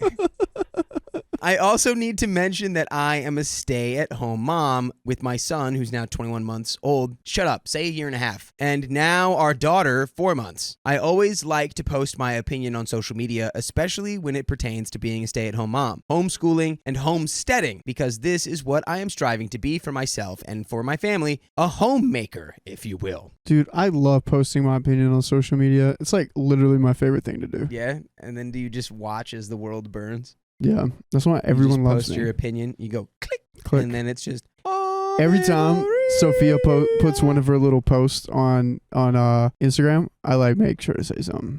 What? One of her little posts? She'll make a post and I'm like, ha ha ha, and it'll say something. You're just her annoying older brother. Yeah. That's all you are. Just Sophia's annoying brother. I know she hates me sometimes when I say stuff and she just doesn't reply. Oh, I do it to her too, though. I've been doing it to her recently about her. Dude, your her thing with the her weasel thing and the with blender? B word. So I'll go, Sophia, what do you see in your head right now when you think of that word? What do you see? And she just goes, shut up. Shut up. I'm like, what do you see? Dude, I love Sophia. She's so Okay. funny. She's so We love you, hilarious. Sophia. Mwah, We mwah, do. mwah. You watching this right now, We're Sophia? gonna see it. We're Or gonna you say it living here life? instead of in front of you. And what do you see right now when you see the B word in your head? What do you see, Sophia? A bee. What do you see? A bee buzzing. Josephine Medilla Berquist, Miller Payne Tanner Hirschman says, I am a water horse century egg full body orgasm doctor. Dude, get back on track. We're almost done with the story. Okay, I'm halfway Goodness through gracious. You could get off track a little bit, but you just I don't even understand Sorry, it. I was reading a comment from our wonderful community. I feel like a terrible person now. I hate adulting. Having fun and being Stop an it! adult. It's It's the worst. we know what to do. Dr. Waterhorse in the chat. All right, let's Everybody, go. everybody do this. I always post these reels that come across my feed that pertained to being this way. Homesteading, home fronting, homeschooling, home landing. Rebecca took these reels, especially the ones that pertain to being a stay-at-home mom, as a slight towards her. She thought that I believed that because she's a working mom, I thought less of her and all of the other working moms in the world, which is so far from the truth. I know we all have to do what we have to do. She started texting us one night saying that we were hurting their parents with all of the posts that I was posting. A direct quote. Yes, I kept the texts. Quote, I'm not going to sit here and try to convince you that what you choose is the wrong thing. I don't care what you do. I'm sure not going to post 10 different things on social media to make you feel crappy for choosing whatever lifestyle you decided works for you. All I care about is that our son's name gets everything he needs and wants in life, even if it means you need to sacrifice your wants and needs. Girl, you're taking this out of the wrong context. She's just probably spreading awareness or spreading what she likes. She's the kind of person who sees like a post about elephants and then goes, oh yeah? So you hate whales. Yeah, or like if I'm like posting about like the NBA MVP and Dakota's like, well, I'm sorry I'm not an NBA basketball player. Yeah. I'm sorry. Yeah. Sorry I never made it pro. Thanks for rubbing that in my face again. Thanks. Like, girl, like, you know you can like put your phone in the water and you don't have to look at it anymore, right? Who's your MVP You know you right can now? turn it off. Who's your MVP right now? Dude, it's Jokic. Duh. Okay. He's the most dominant person we've maybe ever seen. It's his job. He's the only one treating it like a job, and he's doing well. Yeah, dude. Sorry. When he clocks in, he's locked in. I text back saying that anything we post or share is not directed at anyone in particular, and that the things shared are things that we believe in or think are humorous. I explained that our son will have everything he needs in life because we will make it so. I also said that it sounded like me choosing to be a stay-at-home mom is a bad choice in their eyes, and that it makes me a bad mom. I gave her the option to unfollow me if the things that I'm posting are not to their liking, and that there would be no hard feelings if she did so. She then said that no one believes what I'm saying, and then both my husband and I were unfriended by Rebecca and Alice on social media, and then we were both exiled out of the family chat because we were being disrespectful. It was mid-December when Rebecca reached out to us again to ask if we were going to Christmas at Alice and her family's home. My husband and I discussed it and didn't want to go somewhere where we were not wanted. This is when the shiitake hit the fan. She called us ridiculous. Hey, you like that one? How many? What do you rate that? 8.5. Cool. Out of 20. She called us ridiculous and said that we were ruining Christmas for their mom and dad and their oldest child. She even told us that our godparentship was taken away from us and given to Alice and her husband. Cool. All right. Nice. She said that having a homeschooled education makes you dumb. All right. Oh, cool. Well, I guess I'm dumbest. Okay, cool. Guess we're all dumb. Yeah. By the way, you know what's not dumb? What's that? Listening to full episodes with stories like this. And all you got to do is go to iHeartRadio or Apple Podcasts or Spotify, wherever you listen, and search OK Storytime. And then you'll find, all the stories to your heart's desire. 1,200 hours and counting. So go take a listen. Honestly, do you think it's ruining Christmas to not go to the house that no one likes you at, where they unfollowed you? Are they ruining Christmas? Low-key, yes or no? Low-key, I mean, I have to go to my family's Christmas if they like me or not. So you'd say they're ruining Christmas? Low-key, yeah. They're ruining Christmas? Probably. Dang. It does throw it off. Like one time my aunt had a very heated discussion with my mom and didn't show up for Thanksgiving. Thanksgiving felt weird. And like me and that aunt we're like good, but like not having everyone there was weird. And the past 2 Christmases have been weird because some people miss for being sick and stuff. I mean, like it's going to throw the vibe off. For people who get sick. Yeah. I mean, I'll get sick when I'm at home. You want to get everyone else sick at Christmas? I haven't been sick since the 8th grade, dude. Don't say that too loud. The germs will actually, hear you. I got the vid in 20-something. So I get sick then. But that counts. Other than that, yeah, it does throw it off. I mean, do you have the right to stay home and not go to Christmas? Yeah, that's totally you. But it will be weird. Not gonna But lie. are they ruining Christmas, or did Alice ruin Christmas by being an uppity b-boy? Beep. I don't know. Yeah. Who ruined it? Who really ruined it? A beep. Where does the ruin begin? Anyway, let's finish the story. I need ruins. She also texted that if they had passed away tomorrow, that her children wouldn't even have bedrooms or a place to play inside. We're fixing up an old farmhouse and the upstairs is being worked on first, and our kiddos have plenty of room to play in the living room area. She pointed out that we're not ready for more children pertaining to hers if God forbid something were to happen to them. She went on to say that she's the only one with a medical background in the family for horses, which is why people come to her when they need to know what things mean, and that I was gaslighting her and the family. When she brought my son into the conversation, that's when I lost it. I screamed a scream I had never screamed before. I've heard that one. Oh, Christian just throwed it up his motorbike. I was so hurt by the things that were said in these texts. This is when my husband said that we were cutting off ties with her. We haven't spoken to her since those last texts in December 2023. Are we the a-holes? Comments. Comment 1, not the a-hole. I feel like your sister-in-law was maybe projecting her feelings onto you because you're a stay-at-home mom. I'd love to see those texts for sure. And that is the end of that story, and I agree, not the a-hole. Riley disagrees. Riley thinks you're the a-hole ruining Christmas. I'm not saying you're the a-hole, but the vibes at the family function will be weird. He's not saying it, but he's thinking it. No, I'm sorry. I'm just messing around. I'm just messing around, folks. It's okay. I'm just messing around. I'm Dakota's just messing coming after around. me. I'm just messing around. Dakota's coming after me. I'm sorry. It's all right, dude. You are right. When things are off, it does feel funny. Yeah. But it's like, where do we put the blame? Put the blame on the people who are like, I refuse to go to someone's house who disrespects me constantly. Or are we putting it on the people who are like disrespecting constantly? And I don't mean that in like I'm not trying to be like you were wrong. I mean like it like literally like where does it go? Like is that like a suck it up and just deal with it for one evening type thing? Or like where does it go? My father chose my wicked stepmother over me. I want to exclude them from my wedding. Ooh, are you marrying a prince? Hey everyone, I learned the Reddit community gives honest advice, and that's what I need from you. I have some family wedding drama to discuss, so here we go. My mom and dad separated when I was around 12 years old. My mom decided the split. I, 25, female, stayed with my mom. By the way, this comes from user Emily1503, and if you want to submit your own stories, go to the r/OKStorytime subreddit.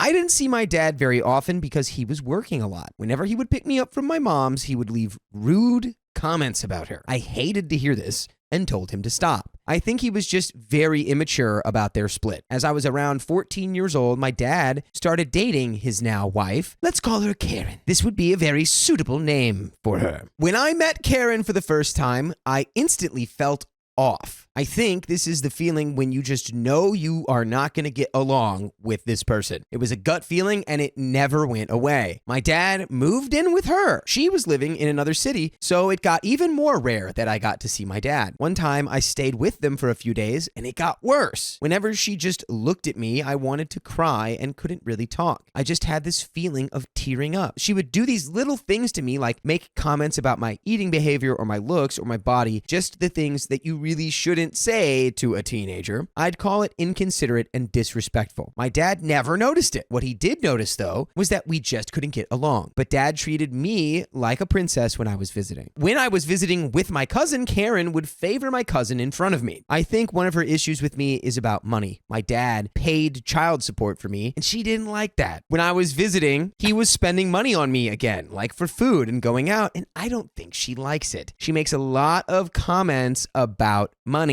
This one time, though, I couldn't bear it anymore and just started crying in front of her. She had this judgy, grumpy face on her. She knew my dad would see this and know we still didn't get along, so she just left the room. But after that, both of them knew the issue was bigger than expected. I didn't see them for a year and a half after that. My dad didn't call me. He just doesn't like confrontation. When I came back to visit, they just pretended nothing happened and that we're a happy family. Well, when I was around 17 years old, I went abroad for a few months, and during that time, I got a text from Karen saying we had fun at the wedding and sends a picture of her and my dad. Yes. What? They got married when I was away and didn't tell me about it. That's so messed up. It's That's absurd. wicked. That is wicked. They didn't invite me. They didn't tell me anything. And silently, I never forgave them for this behavior. My dad has a son from his previous marriage before my mom. His son, male 35, Kevin, is older than me. I didn't know my half-brother existed until I was 11 years old. When my parents separated, my dad started to get more in contact with Kevin. Kevin and his girlfriend, Lou, frequently visit my dad and Karen now that they seem to get along just fine. Oh, and Lou is Karen's favorite. They're in contact over the phone all the time and update each other on life every few hours. I think Karen liked Kevin more than me because my dad never paid child support for him. I never did get close to Lou, but I did to Kevin. I mean, he is my half-brother and he's such a funny guy. We casually text once in a while. Okay, now hold that thought of Kevin and Lou. When I was around 19 years old, I did a work internship for 3 months in the city that my dad and Karen live in. They offered me to stay with them and I accepted. Bad decision. I had to pay for my room and my dad was gone all the time. I was alone with Karen in the house a lot. She made me feel unwelcome through the little things she did. For example, I do not like Karen and she does not like me, and when I came to visit, I would tell her hi and how are you and bring my things into my room. 10 minutes later, my dad approaches me asking why I didn't hug Karen for a welcome. Dad showed me how to mow the grass on a lawnmower. I mowed when Dad was gone and Karen watched me. 10 minutes later, my dad calls me and asks me if I ran over the garden hose with the mower. Karen told him that, but I did not. I told him I'm mowing the grass just how he showed me, and Karen could have asked me herself. She always goes straight to my dad to complain about me. Okay. When I was with the work internship, I just felt uncomfortable all the time and moved out after 1 month. I told my dad I couldn't stay with him and I felt unwelcome because of Karen. Karen cried and I cried. Oh well. I told my dad I'd love to see him and visit him and meet him, but no Karen. He told me straight to my face that he wants to spend the time he has off work with his wife. And this hurt a lot. I called Kevin for advice that day because he is better in contact with Karen and maybe he can tell me what's the problem, but he never picked up or texted back. He still hasn't. Even to this day. I think Karen complained about me and now my half-brother and his girlfriend don't want anything to do with me. Unfortunately, about 2 years ago, I started working in the city my dad lives in. So I started to visit him again a few times. You know, he is my dad and I love him. Whenever I'm with him, he treats me like his little princess. Karen doesn't like that. And I feel happy and comfortable around him, just not with Karen. I think she's influencing him a lot in what he should feel or do. When we are all together in one room, it's okay, but as soon as my dad leaves the room and I'm alone with Karen, I feel so uncomfortable and sick to my stomach. I think my dad just wants to ignore this. What does he know? Does he know this? Because it's like he leaves the room and then you become viscerally uncomfortable.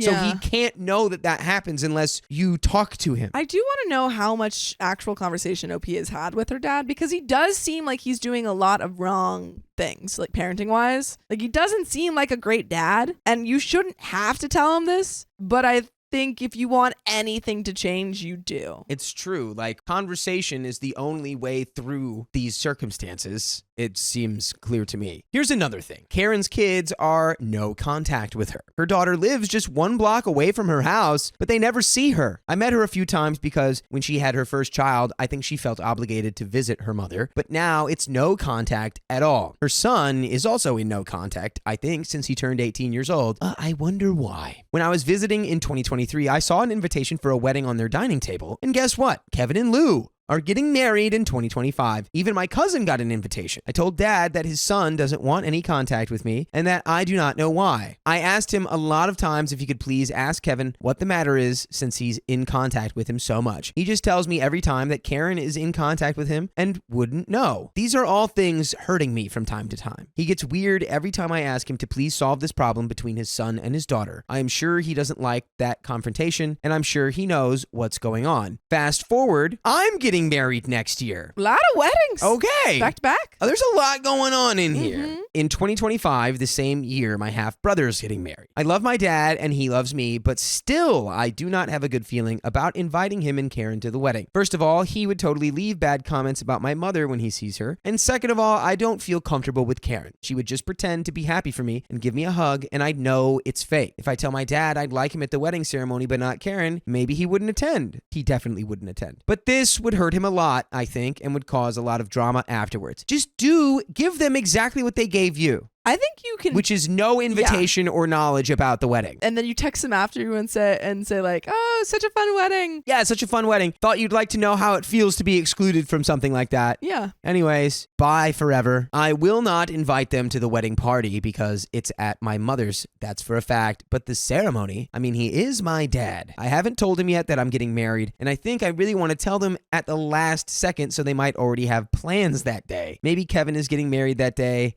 We all know they would attend his wedding rather than mine. Or I could just be like, well, you didn't tell me you were getting married either. That's, haha. Yes, you should do that. Yes. And you should also, right there, you should listen to full episodes with stories like this. Just go to iHeartRadio or Apple Podcasts or Spotify, or wherever you listen to podcasts, and search OK Storytime. And we do have a little bit of story left here. Man.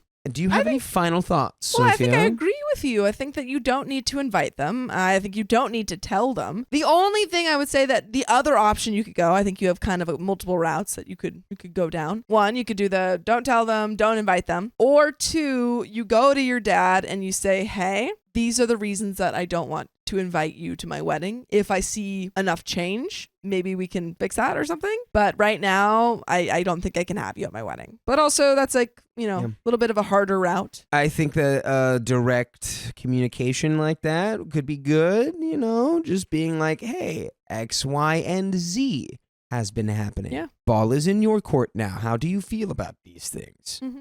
But that's like really, it just, if you feel that you need closure in a way to talk to your dad, because I think that not inviting him is a pretty big step in kind of going low to no contact. And maybe that might be the right move for you. But if you want to kind of get some sort of closure, have that conversation with him, even if it ends with low contact to no contact, and say, hey, these are the reasons why you're not invited. What do you think about all of this? Do you have some advice? As I wrote, he is my dad and I love him. This is just something hurting me for years now, and with my wedding, I really want to make a cut. I am a grown-up now. I'm making choices for myself and to feel good about myself. I only surround myself with people I love and feel secure about that I can be myself. But then there's Karen, and she is a part of my dad. I really need your opinion on this, and that is the end of the story. Let's put a poll up. Do we invite Dad or nah? My mother wants me to cut off my dad. What'd your daddy do then? And this is from the r/OK Storytime subreddit. Boy. I, 30 female, had a very rough upbringing as a child. My birth father isn't in my life and disowned me from birth. My mother took care of me most of my life with the help of my grandmother and her various boyfriends over the years. By the way, this comes from Technical Fan 1300, and if you want to submit your own stories, go to the r/OK Storytime subreddit. So, over the years though, my mother accused me many times of being the reason her boyfriends never worked out.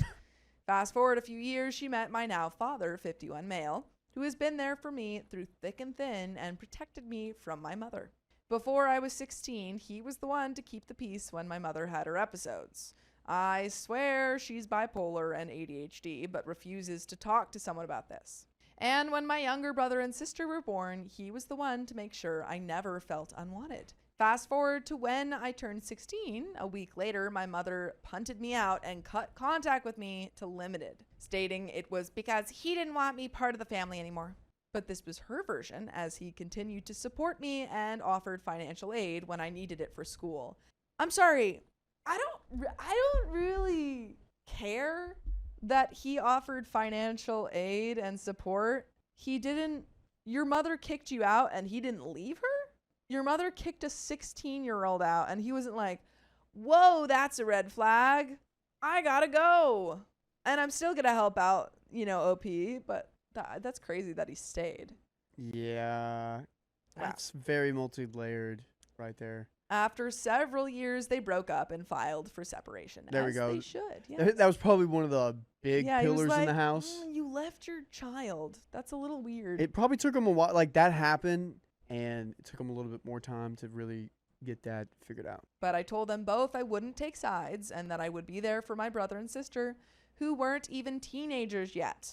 This upset my mother and her side of the family, and they completely cut me out of the family for 12 years. Oh my gosh. Dude, they're just cutting people out for no reason. Ugh. They're cutting out people willy-nilly. I'm so sorry, OP. That's you can't just cut out people that I'm so easily. sorry. And also your children. You deserve to be loved unconditionally. Yeah. I'm so sorry. Fast forward again to now. This past year of 2023 to 2024, I have been diagnosed with a rare blood clotting disorder that causes me to clot easily in my body with minimal injuries. It got worse as 2024 came around, and I was hospitalized for many months because I was diagnosed with 8 clots on my lungs. My other half and his family were amazing and supportive throughout this scary time of my life. I decided to try and reach out to my grandmother and my mother again. At first, they seemed hesitant because they knew I was still in contact with my father, but they got over it and came to see me and spend time with me in the hospital. That is, till one day, my mother said that if I was still in contact with my father, that she would cut me off for good and never speak with me again. Dude, the amount of times that she's cut you off, I'd be like, fine. You throw my relationship with you around so carelessly. I don't want to continue to be around you. At the time, it was stressful and I needed my family's support and wanted them there, so I cut contact with him for a few months, which I know now wasn't right of me. I had to be transferred to another hospital and had to have a 10-hour surgery to remove the clots from my lungs, as I was now in heart failure. Oh my gosh. After the surgery, I stayed in the hospital for about 2 weeks until I was discharged. Oh my gosh.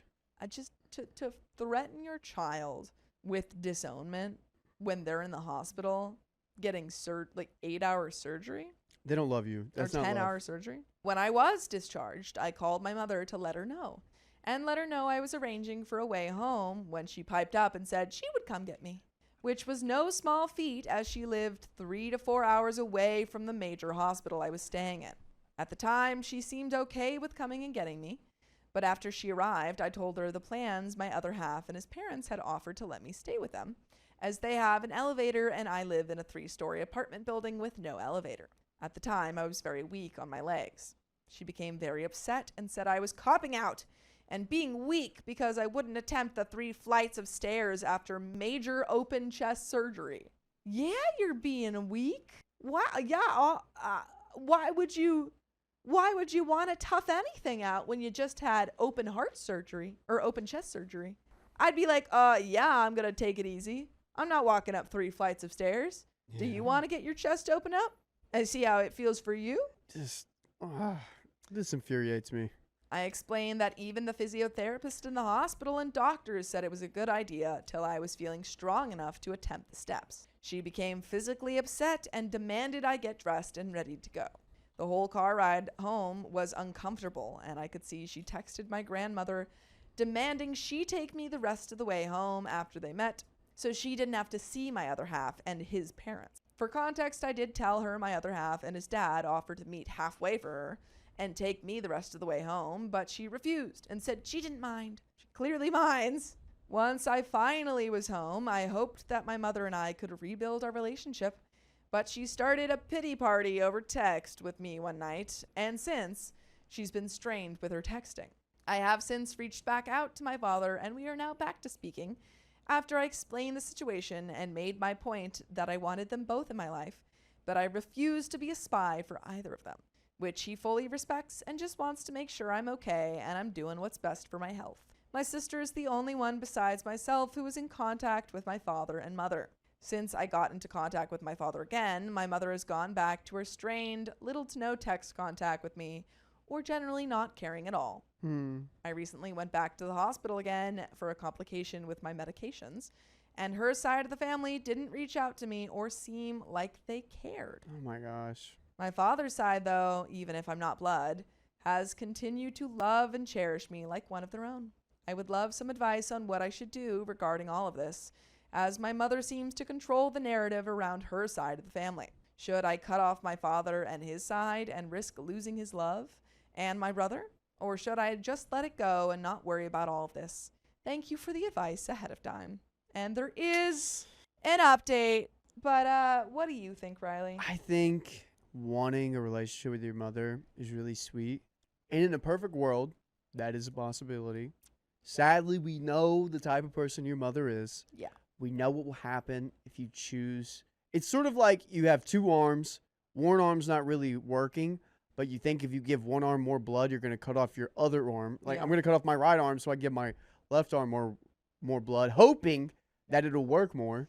But that's probably not going to happen. That you should arm keep is gone. Yeah, you should work with the hand that works and the arm that works the most, and just kind of let the other one, Yeah. dissolve. That's Well, really what's going to happen. I think the thing is that you're going to keep trying to just fulfill all of these demands from your mom, and she's going to keep moving the goalpost and saying, oh, well, you can't do this. If you want a relationship with me, you can't do this. Oh, yeah, I'm going to cut you off if you do this. And she's going to keep doing that because she has already done that. Yeah. And she's already cut you off before. Mm-hmm. And so why would we want to try and have a relationship with someone based off of, those demands that are just completely, unfair? Whereas your dad, on the other hand, has shown time and time again that he loves and cares for you and you know, doesn't care about your mom's demands. So I feel like you just go with the person who has shown time and time again that they love you and care for you and support you. Yeah. And don't demand anything in return. You can tell a lot about a person that gives, like, kicks out their kid at 16. Yeah. That's where I get it from right there. And you'll understand it one day. Oh. But there's an update. I took the time and read through each and every comment and sat down and talked it over with my other half and his family. I have decided to go low contact with my mother and grandmother based on what she has done to me in my past and how she is now still trying to control me. Recently, with the new year, I was again hospitalized due to anemia and now having a rare blood type due to my antigens around my blood cells. So I had to remain in the hospital for a few weeks over New Year's. During this time, I did reach out to my family. This included my mother, grandmother, siblings, and my father. My mother just seemed happy to have updates, but never gave me any advice or guidance, or bothered to come and see me for the few weeks I was in the hospital again. My grandmother kept promising to come see me, but that kept changing based on her mood. To be honest, the only ones who did seem concerned were my other half's family and my father and siblings. So let's have a relationship with people that actually care about you. Here we go. The moment I texted him, he instantly texted me and asked me why and where I was. Unfortunately, with how the weather is and where I live versus where he lives, it's harder for him to come down and see me at this time of the year, so we have made plans to see each other in the summer. I know a few people did ask a few questions regarding a few things, and I'll try my best to answer those questions. Any and all information I have on my biological father was told to me by my grandmother and mother from when I was a child till now as an adult. It's unfortunate, but it's all I know, and they never kept contact with anyone from his side. My other half did buy me a DNA test kit, so I am looking forward to the test results soon. If I have an update on this, I will post again. No freaking way. This is about to turn into a DNA test. Dang. A paternity test? Yeah. Oh. Some things I didn't mention before was that my mother did try and convince me that my other half was trying to poison me and make me sick for insurance claim. Why did we need to get so far away from your mom? Huh? She probably tried to pull that on your dad. Yikes. She was convinced that the food he was making me was poisoned, and she had somehow convinced 12 other people of this fact as well. People that don't know anything about me or my life except through her. But you should know that we have full episodes with stories just like this. Just go to Spotify, Apple Podcasts, or iHeartRadio and search up OK Storytime. What? Your mom is crazy. This is wild. Your mom's crazy. Get out of there. This is so crazy. Literally get out of there. Yeah. Cut Your off that mom arm. does not care about you. Not. Your dad does, though. Yep. And he So loves let's you. go with him. Yeah. And you got your partner and your partner's family. It's just so hard to wish and want a relationship with your mom and understanding these are the confounds that it's in and hoping you can't. I'm not blaming you, OP, at all for hoping that you had a good relationship with your mom. Yeah. It's just hard to realize. It's just hard to open up to. Sure is. Sure is. But there's a little bit left to the story. I think, OP, you're on the right track. Cut your mom off. Just have a relationship with your dad. There you go. I told her that it's not possible as he loves me. She has had no respect for him or his family since the day 12 years ago. He stood up against her for my sake because I was in the midst of a panic attack because of my decision to see my father and siblings when she had separated from him. But she didn't know that I actually have life insurance on him and on myself, which she has no right to. So if something were to happen to me, she has no right to it. Since these facts and all the comments, I have decided to stay low contact with her and my grandmother. It does hurt because it just feels like they couldn't convince me to do what they wanted. But to be honest, I don't care because I'm happy and healthy and living my life with my spouse, who I love. It's their choice if they want to continue the low contact or if they want to be in my life, as many of you have commented. Thank you again, everyone. And edit, I forgot to mention that I had decided not to cut off my father. It will take time, but we are going to try and rebuild our bond. I apologized and made sure to text him after reading everyone's comments and telling him how much I love and appreciate him in my life. There we go. That's the end of that story. Guys, if you got a story, you need some advice, whatever. Literally, this is the best example of, we're probably not going to read that story yet, but our community is always there helping people. And guys, everyone in the live stream, if you're ever like, I want to, give people advice and I want to help people out, go to our Reddit. There's so many of us So many. there wanting some help, needing some advice, and you can directly comment and help some people out. You can maybe change someone's perspective like this because OP seemed to kind of see clear. Yeah, that like this relationship with their mom is not healthy. Exactly. And it's so hard. And as family, you got to keep each other accountable. And that's what we do. And that's why I freaking love OK Storytime and everyone that goes there and freaking comments on the subreddit. It's a Great beautiful community. Beautiful thing. Yeah. Sometimes I have put things on OK Storytime Whoa. subreddit under an alias just to see what people would say. Yeah, I have a time or two. Wow. Yeah, Crazy. crazy. And we may have read one or two before. For real? It's probably Wiley Wilson. Who is I am not Riley? Yeah. That's great. That's pretty on the nose. Who is I am not Riley 1191? Miss Kitty Cat says, I've said it once. I've said it 1,000 times. Blood is not family. My in-laws treat me like garbage, so we moved away.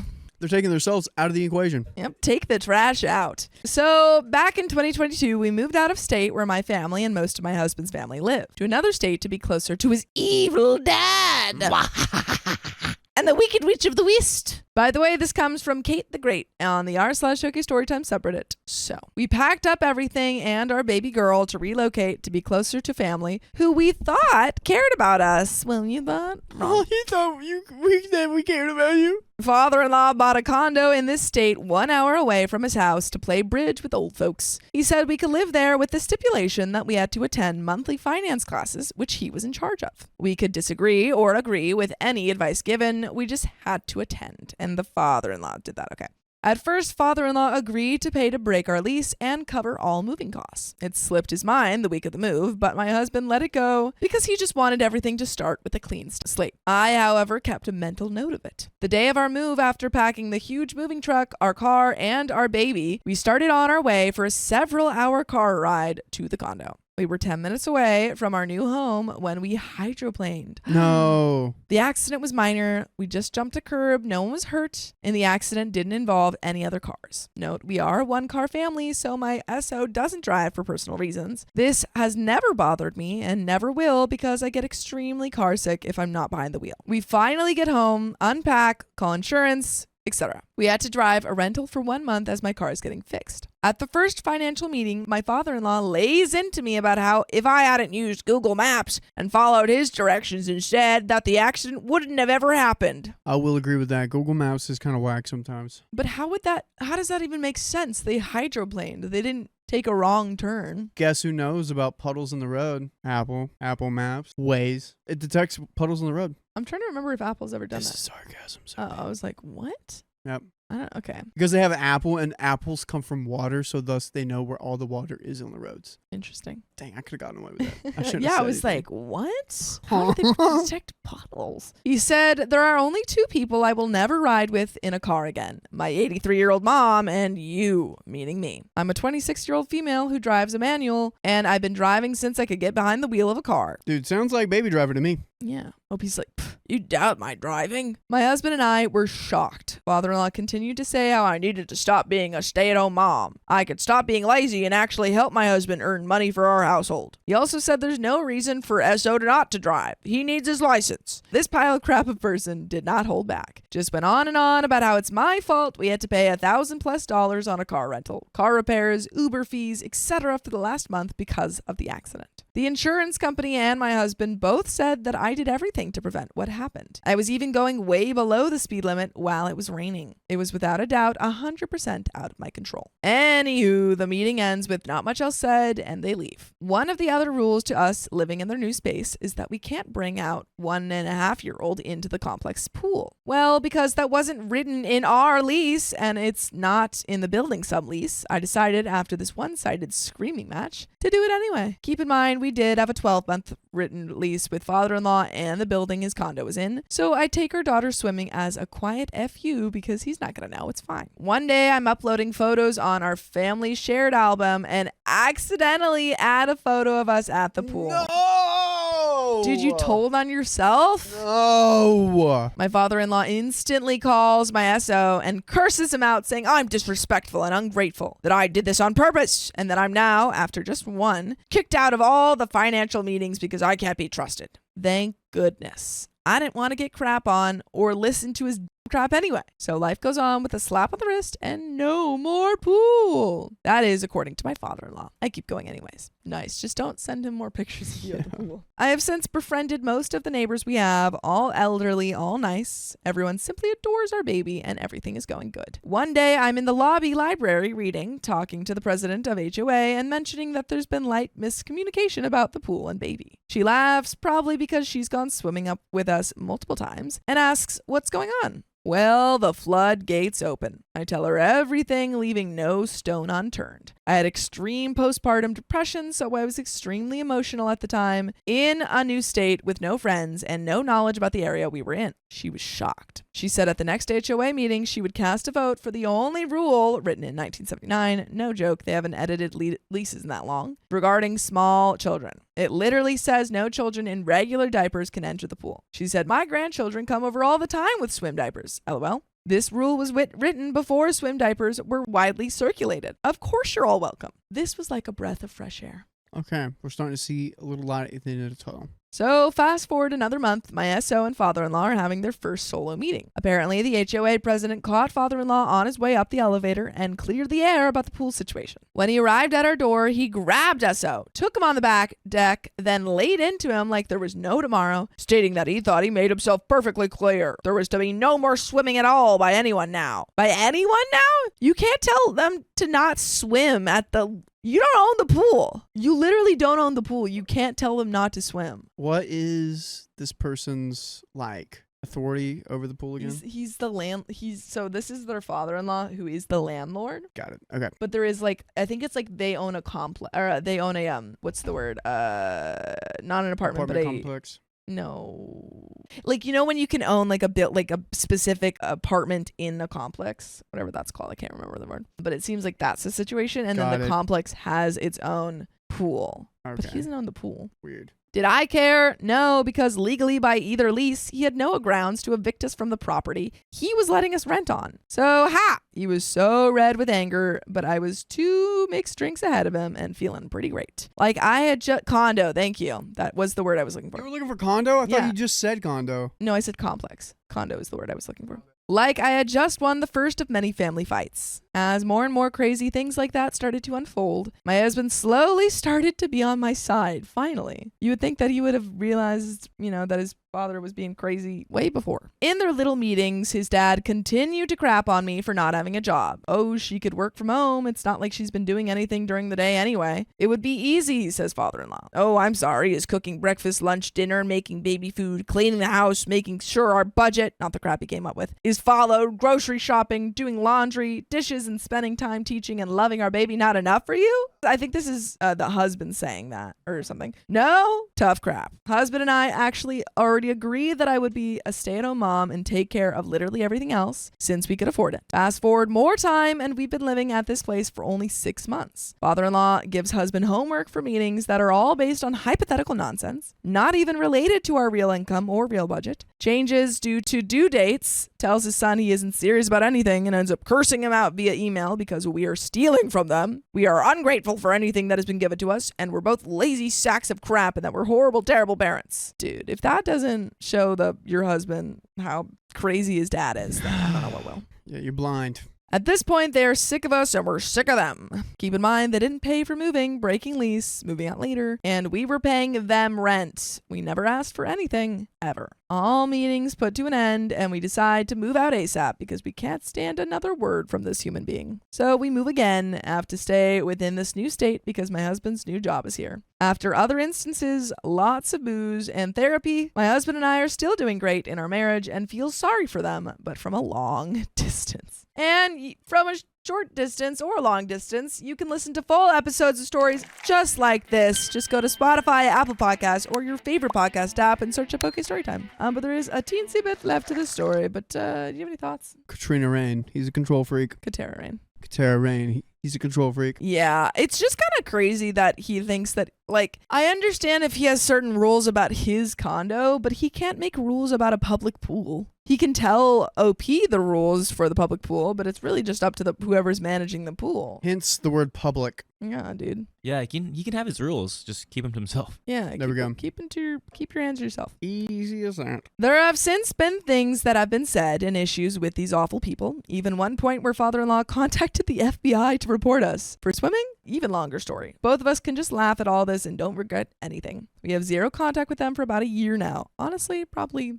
a good idea. Feels great. We are still in the same state, but nowhere near them. They can keep that Delulu far, far away. So all of this to say, I know crazy is crazy and it will come out eventually, but am I the a-hole for starting and being petty after I was crapped on in the first meet? And that is the end of that story. You're not the a-hole. Your Not you. in-laws are wacky. And you deserve to live a little life. You deserve to swim with your child. My mother-in-law leaked our baby's gender. We wanted to keep it a surprise. Oh my gosh, spoiler alert on the gender. What? So I, 26 female, and my husband, 32 male, married for 2 years, together for 5, are expecting our first child. We are both thrilled and excited for our new arrival. Congratulations. I am not fussed on the gender of my baby, and neither is my husband. We just want a healthy and happy baby. Thus, we have not found out the gender. Rather, we want a surprise. Or at least, I thought. By the way, this comes from user WeirdFisherman9638. And if you want to submit your own stories, go to the r/OKStorytime subreddit.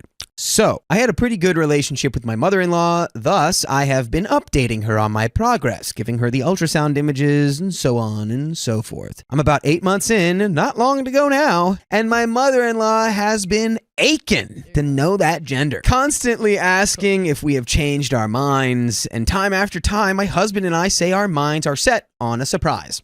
However, this all changed. Recently, we live in a small town. I had some mutual family friends approach me in the middle of the supermarket and congratulate me and my husband on having a baby and how exciting it is to have a little boy. A little boy. The boy.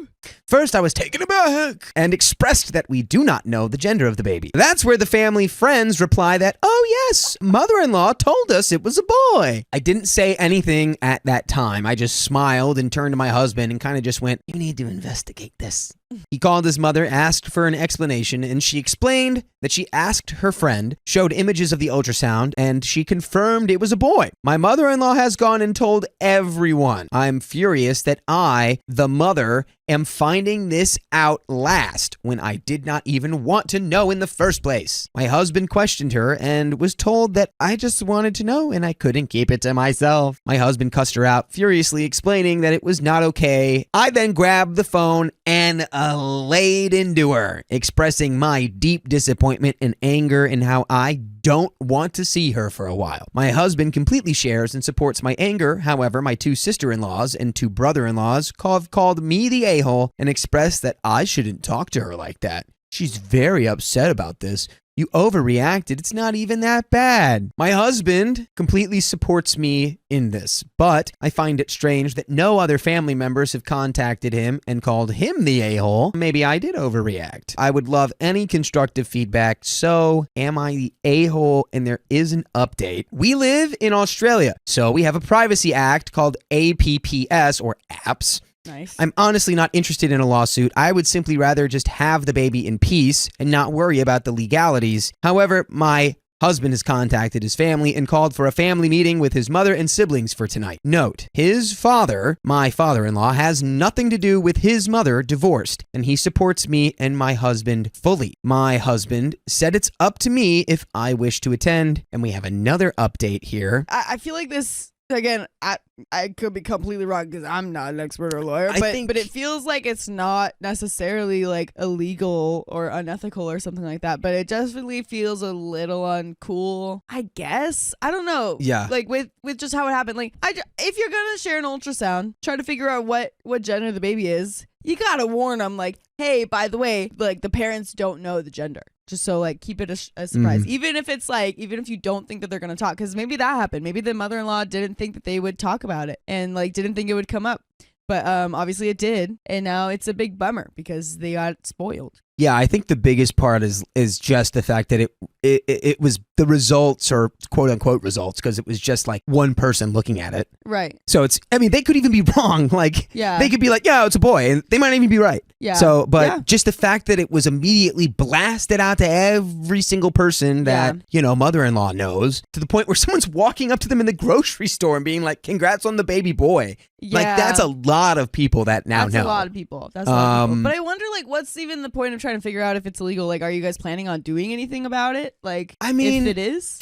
Like, look. Like, we could just be mad at what happened. And I then think deal our with that. Bible here is that when, like, HIPAA or medical privacy laws are broken, it should be, like, sought after or Sure. prosecuted. I guess. I think it's what we usually land on. Yeah. I don't think that was done here, at least not by mother-in-law. I think it might have been her. If anyone did anything wrong, it was her friend. But anyways, we're moving forward. Let's see what this second update has. A lot has happened in the last couple of days. I needed some time to think, and life just happened, so where do I start? Family meeting. I decided to attend so I could gather first-hand information rather than my husband providing me a recount. I also decided to attend as this is something I need to deal with myself and not just allow my husband to do the talking and essentially hide behind him. We arrived and immediately the atmosphere was tense. Did I cling on to my husband like a little girl? Yes. Yes, I did. Alas, when we finally made it to the table, everyone was sitting in silence. Mother-in-law, both sisters, and both brothers. It was so bloody awkward. I believe the only thing that extinguished the awkwardness was my husband immediately cutting to the point and explaining that he will not tolerate any disrespect to his wife. Direct quote from any of you a-holes. And that he felt disrespected and that his mother had no right to inquire about the gender of the baby, the way she went about it, and how she told people. Immediately, the atmosphere shifted. My mother-in-law looked tense and guilty, and both my brother-in-law and one of my sister-in-laws looked horrified. My sister-in-law immediately explained, "Mother-in-law did not tell me this. She told me you mistreated her over her simply wanting to know the gender of the baby." How the tables have turned. 3 of my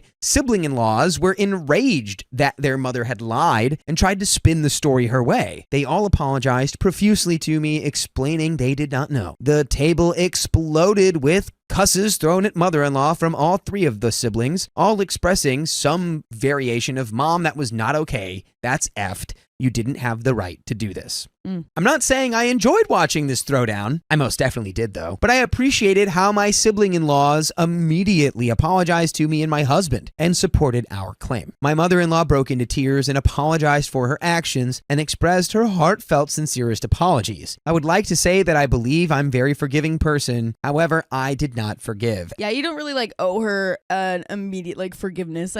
I always think that the best reaction to an apology is just thank you. And then you don't have to be it's okay, I forgive you, whatever. Just say thank you for the apology and then you forgive in your own time. You don't have to respond with that right away. So you're fine, OP. It's okay. Yeah. I suppose my unforgiveness stems from the fact that she only seemed somewhat apologetic once the majority of the family heard the truth and turned against her. My husband agrees that it doesn't sit right. We are also having a tough time with my husband's sister, Lena. She still believes that it's not, and I quote, "the biggest of deals, and I still overreactive." Lena and I have never got along, and I suppose I expect nothing different, as she's in nice terms, a total B. That's being nice. She must take after your mother-in-law. My husband has explained to his mother that we are taking a step back from her life as our privacy was breached, and that we expect a drastic change in behavior if she wishes to meet her grandchild. My other sister-in-law, let's call her Judy, supports this decision entirely, as she too, when pregnant with my nephew, felt pressured in telling her mother the gender of the baby and felt smothered the entire pregnancy. Judy has since stayed over at our house and has helped get things ready for our little arrival. She's apologized profusely and couldn't have been a better support throughout this time. She also believes that her mother has a lot of change happening in her life and some bloody reflection on her actions. I have obtained the phone number of my mother-in-law's friend who read the ultrasound and had the conversation and clarity with her. The conversation entailed that my mother-in-law showed her all the images I gave her. I gave her every single one from every scan, and she believed she can see a nub apparently alluding that it is a boy. Seeking further clarification, she's no longer a practicing midwife. She's retired and has no experience reading ultrasounds.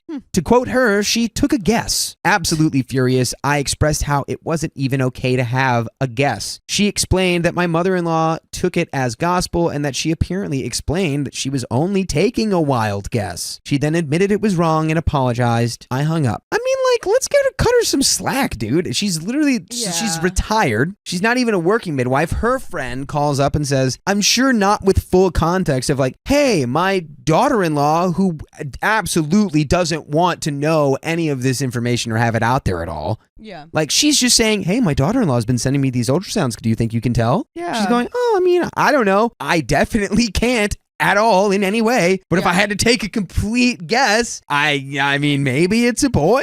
Yeah. And then she's like, oh my gosh, it's a boy. And Yeah. she's probably just like so excited to be grandma. And then she started talking to everyone, which I can understand. Like, I feel like this can be like, it's very disappointing, but she might be wrong. Like, some people in the chat were like, just watch her be a girl. Like, or if she said boy on purpose because she knew the word would spread. So in a way, if you want to take like the silver lining, the alchemist take on this, by exposing the gender of your kid as male or a boy, whatever. Yeah. Low key, you're being set up for maybe an even greater surprise. Yeah. Because now you think you know it's a boy. Yeah. But if it's actually a girl, you'd be like, whoa. What? No Plot twist. way! Yeah. Oh, Exactly. We have so many returns to make. Yeah. Man, I am pissed. Not that I was after a lawsuit, but there's no foundation to a claim of breaching confidentiality. Either way, if this midwife is wrong or right, I understand it doesn't excuse any of the actions my mother-in-law took and her friend. My husband and I will be having this child in peace away from her for quite a while. Disgusting behavior, honestly. Even if it is all based on fallacies and wild guesses. And it's no fallacy that you can listen to full episodes with stories just like this. Yep. Just go to Spotify, Apple Podcasts, iHeartRadio, wherever you listen to podcasts, and search OK Storytime. Yep. That magic little phrase will give you access to over 2,000 episodes. And there is a little bit more story left. Honestly, do you have any closing thoughts here? Any final thoughts how to navigate this kind of situation? I don't know. I feel like I get it. I get being upset, and I'm thinking maybe if this is such a big deal, maybe this isn't the first time something similar has happened. Like, where the mother-in-law is like, dude, this isn't like, or the mother-in-law did something where it's like, this is not your place to do this. Like, you can't, you gotta back off. I'm sure something like that happened, because right now I'm thinking like this isn't that big of a deal. Yeah. But obviously it is, which is valid, and I'm not in this situation. I think it's more information gathering from the other family members. Yeah. Especially the one who was like, she was also super insistent and annoying when I had my kid that I tell her. Yeah. And it's like, okay, someone's gotta shut her up a little bit. Let's finish this story. So I'm going in for my growth scan shortly, and I feel I should just find out now, like, the sex of the baby. I don't like the idea of being in suspense until he or she comes. In any and all cases, my mother-in-law ruined this for my husband and I know by finding it out, it depreciates the whole point of having it be a surprise, but I feel it's ruined already anyway. Alas, my husband and I, if we do choose to find out, mother-in-law will not be notified, and it will be kept private until the baby arrives. We will not be entertaining contact and visitations for quite a while. Me and my husband have cracked up at some of your replies, bringing us some joy at this time. And that is the end of that story. There we go. I believe everything can be okay. This is, maybe something that has happened to the other person, the in-liblings. What did you say? The in-liblings. In-liblings, but now this is their first experience, and then now they know how to move forward, and that's okay. It'll be fine, guys. Yeah, you just give us time to cool off. It's like, you got, come on, that was, come on.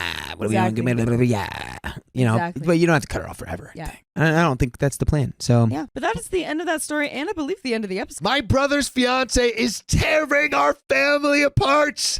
I refuse to attend their wedding. well, that's a good reason. My brother, 21 male, let's call him Sam, is getting married next week to his 28/29 female girlfriend. Long story short on how they met. He was stationed in Korea for the military for a few years and met the only Hispanic woman there.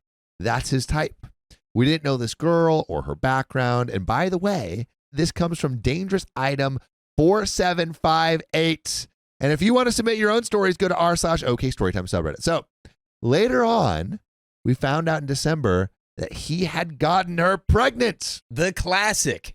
Classic. My family was extremely shocked because my brother had no interest in settling down. I mean, he was like 21, let alone having kids. As time flew by, I was more focused on graduating high school, so I wasn't focused on my brother at the time, except when my mom came to me one day to talk about Sam's girlfriend, who we'll call Sally. My mother explained something that absolutely made my eyes pop out of my head. Oh my God, Sally had 3 other kids and still lived with her so-called ex-husband. What do they say? Keep your friends close, keep your enemies closer. That's crazy. Keep your ex-husbands right next to you. Right next to you in the same house. I didn't quite agree with their living situation, but I tried to keep it cool because I love my older brother. Over time, my family planned many things to try to get close with Sally to learn more about her. For context, I have 5 siblings, including my older brother. I'm the second oldest. My brother and I have different dads, and the little ones have my stepdad. After she had my baby nephew, everyone was beyond excited to meet with him. So when she finally came to the States, we greeted her with nothing but love and respect. Keep that in mind, by the way. My baby nephew was an angel and the cutest thing, but a little part of me couldn't help but wonder where her other kids were. Turns out they live with their dad, and not only that, he has full custody of them. For some reason, that didn't sit right with me because I'd been told he was a horrible person. Anyway, we spent time with my older brother through the summer, at least tried to, but Sam hasn't exactly been in contact with most of the family, and month after month, it got more strained. Fast forward to the next year, I, 19 female, moved out of my hometown and in with my boyfriend, so I usually kept tabs on my family back home. During this time, barely anyone had been hearing from my brother. He and my mom had gotten into a fight about how they hadn't given the baby nephew any sort of vaccines or doctor's visits since he's been in the States. He's almost 2 and has been there for 9 months. Not only that, but he doesn't have proper child care insurance. My brother took the fault for it as he's been paying for Sally's stay in the States because she doesn't live here. She can come here legally, by the way. The only reason she stays here is that my brother got stationed back here a year ago in Texas, and we live in Louisiana. After a while, everything seemed good. They were planning to move in together once he found out where he'd be stationed next, so it seemed like everyone was getting along, but did I get that wrong? I was at work about 2 weeks ago and my mom called me. Keep in mind, she usually doesn't call me. I told her I was at work and asked if she could text me. She insisted on calling me to tell me what was going on, so I hurried through my tables and called her in my break room. She began by telling me how she might have just ruined her relationship with my brother. She told me that my brother and Sally had called my grandmother about getting married. Excited, my mom went to tell her, thinking it would be a good idea for both of them to share the news. My mom isn't on good terms with Sally because of how she's neglected my nephew. My brother hasn't spoken to any of us for months now and bails on plans to come see us on certain weekends. Also, she's been running in and out of the house preparing dinner for the family. And in Louisiana, the temperatures are 57 to 80 degrees outside. And with her cooking on the grill, she's not a happy person because she's been outside all day sweating. And for everyone in the family, they know not to mess with mom while she's cooking. That is true. You want to let the cook. Sometimes they need the domain of their kitchen. Too many cooks in the kitchen. Blech. If I'm cooking in the kitchen, which is rare, I don't want anybody stepping on my toe. I like cooks in the kitchen. Or one cook, multiple sous chefs. Maybe if we're like locked in and there's one more, maybe we're Maybe. doing different stuff. Like someone's chopping onions while another person's chopping bell peppers. One person's chopping onions, the other one's crying. She tends to get aggravated at the slightest thing when she's hot and sweaty. Well, my grandmother proceeded to run around chasing her with a phone while she was in and out of the house, trying to get my brother to tell her that he's getting married. Tell me what's going on. What they should have done was called my mom when she wasn't busy and talked to her.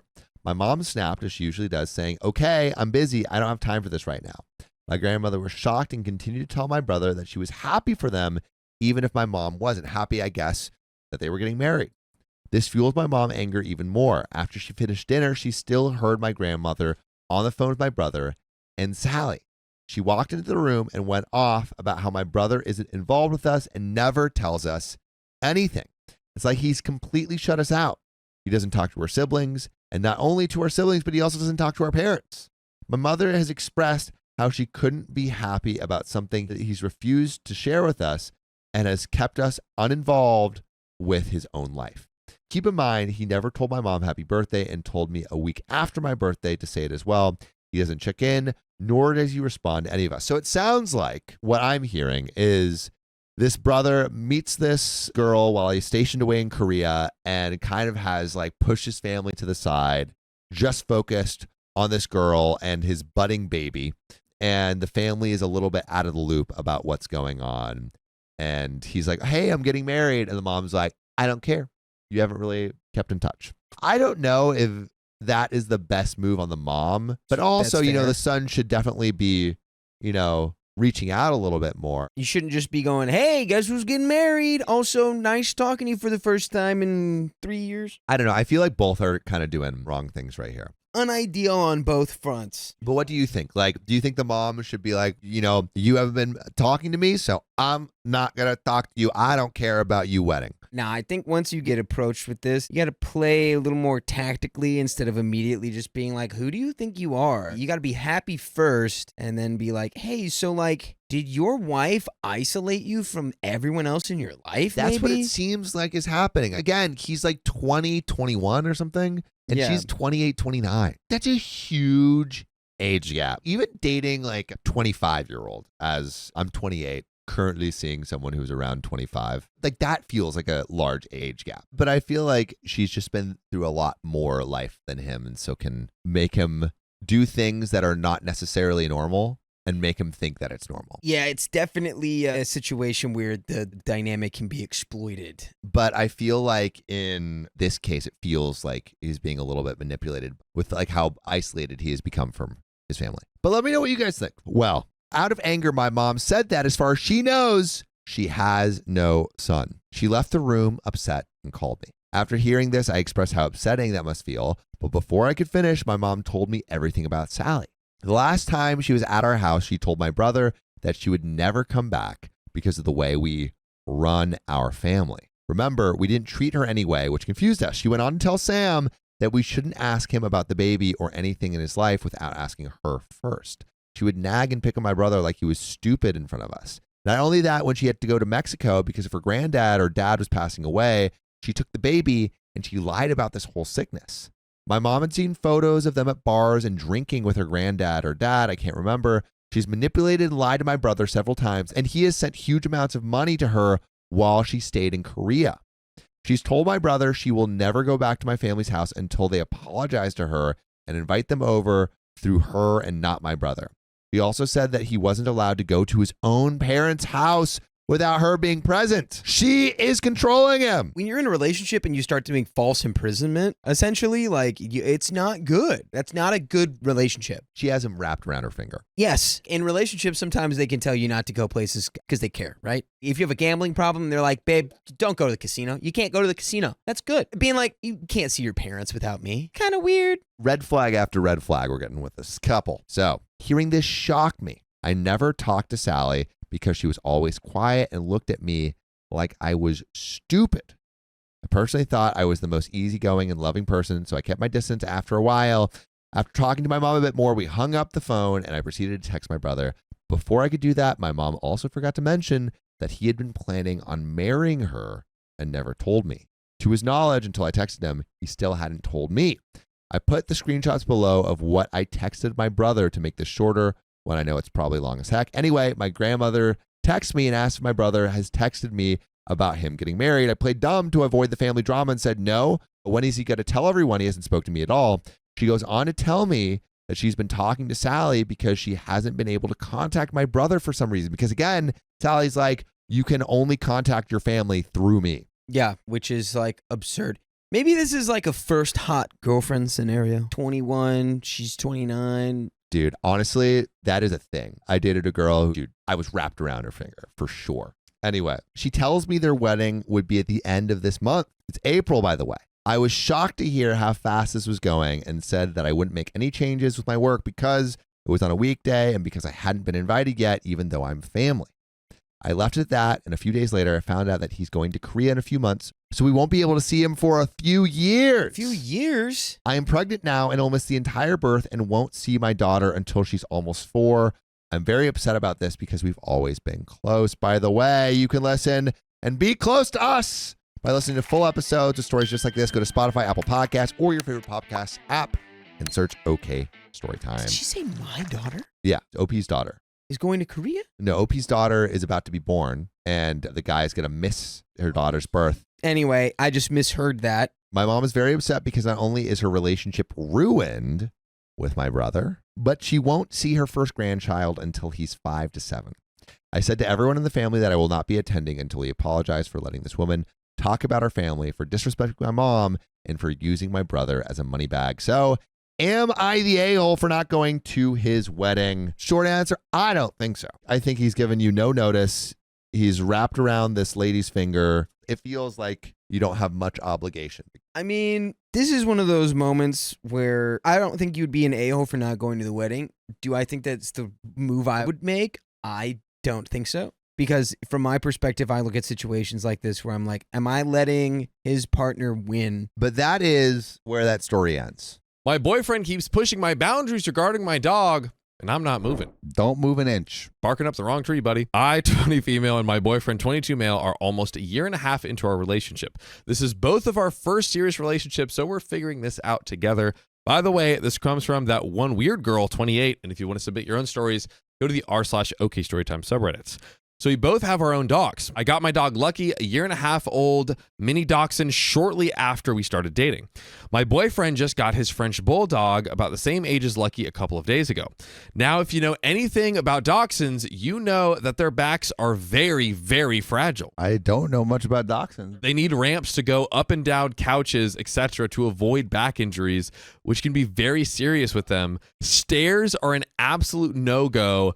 That is a hill that I will pass away on. I'm ashamed to say that I was not as educated with my previous dachshund, and he paid the price for that. Oh my God. That sounds so ominous. I swore once I was ready to get another dachshund, a wiener dog, I would give them the best chance to have a happy, healthy, long, and pain-free life. I've been talking about buying a ramp for my boyfriend's house, specifically his bedroom, because his bed is very tall. My boyfriend said just wait until he gets his dog and he'll buy one since it's going in his house. I said fine and waited. Now that the time has come to actually get one, he started talking about buying stairs. Tonight, when we were sitting down with his parents, his mom brought up the stairs and asked when he was going to buy them.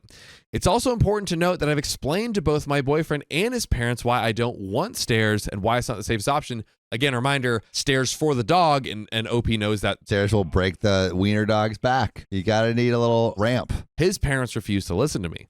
When I looked at him, he said, I can't afford it, which is fine. I'll save up and buy them, or we can split the cost. When I asked him about it later, he just said, it's cheaper. Is it cheaper than my freaking dog's funeral? Yeah. I said it might be cheaper, but it's not safer for him. He told me that I was pulling strings at that response. This is not the first time we've had this conversation. We had it multiple times, and I thought he finally understood, but I guess not. We've also not had our first fight yet, and I just know if I can't get us to see eye to eye, it's going to turn into a full-blown argument over something as stupid as a ramp. Now, this is not something I'm willing to budge on. I just don't know what else I can do other than shove an article in his face on dachshunds and their spines and why stairs aren't safe to get him to finally understand. I'm so frustrated beyond words, and I feel so defeated. So, edit. Since some people are ripping me in the comments about me getting a dachshund, my dog is a rescue. It did not come from a breeder. There are full-blooded dogs that are in rescues and shelters that need homes too. Heck, there is a rescue specifically for dachshunds and bulldogs. I was not going to get a dachshund originally, but I found him on the rescue website and fell in love. The rest is history. As for my boyfriend and his dog, I can't speak for him. I warned him about the health risks Frenchies have, and he said he can handle it because they be not breathing so well because they face is a pancake. Dude, we love to just mess up dogs. What is up with us? What is with that? We're like, hey, you know that fine wolf? Let's make it not breathe. Let's just compress its face. Anyways, we've got some other relevant and top comments, ladies and gentlemen. So, Obi responding to a comment regarding her dog's background before she got him. Obi said, my dog is actually a rescue. and was rehomed. Just because we like our breed doesn't mean they aren't rescued, and that is a very arrogant response. There are plenty of animals in a shelter that I would gladly take that are disabled, that also can't walk upstairs, quote unquote, because they're truly disabled. My dog can walk upstairs just fine. It's going down is where he can get injured. Please do your research before you say something. Commenter number 1 says, sorry, why does the dog have to have a ramp for the boyfriend's bed? He can't just have a dog bed on the floor or stay at home with the mom. That's a good point. And what I'd say to that is, do you really want to separate your dog from your lovely warm embrace while you cuddle in your bed? That's the question. Do you hate happiness? If you want to ask that, that's another great question to ask in there. One of the points of having a dog is so you can cuddle up with it at night. Why don't we just build an underground bunker, so he's completely safe? In fact, dare I say, we're getting him a cute little dachshund elevator that has a little ramp that's going to carry his cute little dachshund body slowly but adorably up to the bed. Opie said he's been getting on my boyfriend's bed since I got him, and yes, I asked if it was okay first before I put him up, which is also good. He needs the ramp because my boyfriend's bed is very high and jumps off the bed. It causes a lot of impact on his spine and can cause an injury. I was going to buy a ramp, but he told me no, that he would buy it. Let her buy the ramp. It's my dog, and it's not my parents' responsibility to watch him, which is why I bring him. However, he has been staying home recently until both my boyfriend and I are ready to introduce the two dogs together. Commenter number 2 says, Frenchies are also prone to IVD. That is intervertebral disc disease. Is that like some sort of bone issue? It's just a condition where the spinal disc can rupture or slip, causing pain or potential paralysis. So also spine issues then. Man, lots of spine issues. So not only is the ramp better for your dog, but his as well. Your boyfriend is kind of dumb and obviously didn't do any research before getting a Frenchie. If he can't afford the ramp, how is he eventually going to afford all the vet pills that come with that genetic F up of a dog? Dang. Okay, that's a little. Opie says, I did not know this. I'm going to bring this up to him, lol, today because I don't think he does either. And Opie on what her doxy's true origin is. Opie says, I really truly don't know the true origin of my doxy. He was a rescue. His previous owners put him on Craigslist as a pup before his rescue got a hold of him. I assumed he came from a breeder, but I didn't know if it was a good one or not. Commenter number 3 says, okay, I know you want to believe that you can make him understand, but he's acting like he doesn't get it, but he does. He knows because you've told him. He just doesn't care. Doesn't care about the spine. Do we agree before we get into this next update? Maybe he's not as careful with his animals as you are. It could be just that. Like some people treat dogs like little kings and queens and princes and princesses, and are like, I need to have my little carriage. I'm going to walk it around, and it's only the best food for my little boy, little girl, my little prince. And then some people are like, I'm going to let the dog out in the morning, and then it'll come back at night. And it's going to be on a farm. It's going to take care of itself. This is a working animal. So some people are less careful with their animals than others. It is odd though. I can see him tossing the dog around, not knowing, and then people being like, don't do that. But she has told him a lot of times, and bro is just not clicking. But we have an update, ladies and gentlemen. Maybe we will finally get our ramp. I'm not sure if anyone wants this update, but I'm putting it out there. So me and my boyfriend talked. I brought up the ramp again a few nights ago after I read through the comments and took it all in. I once again explained it to him. I told him all about IVDD, the spine issues his dog would have, how dangerous it is for dachshunds and Frenchies, because I realized I never used the actual term before. My fault. It was mainly about the money, but OP offered to buy it. After he took his Frenchie to the vet for his first appointment the other day, he found out that he needs minor surgery, as well as several antibiotics, among a few other things that were quite expensive. Because of those things, the vet told us his Frenchie most likely lived his life outside until my boyfriend got him.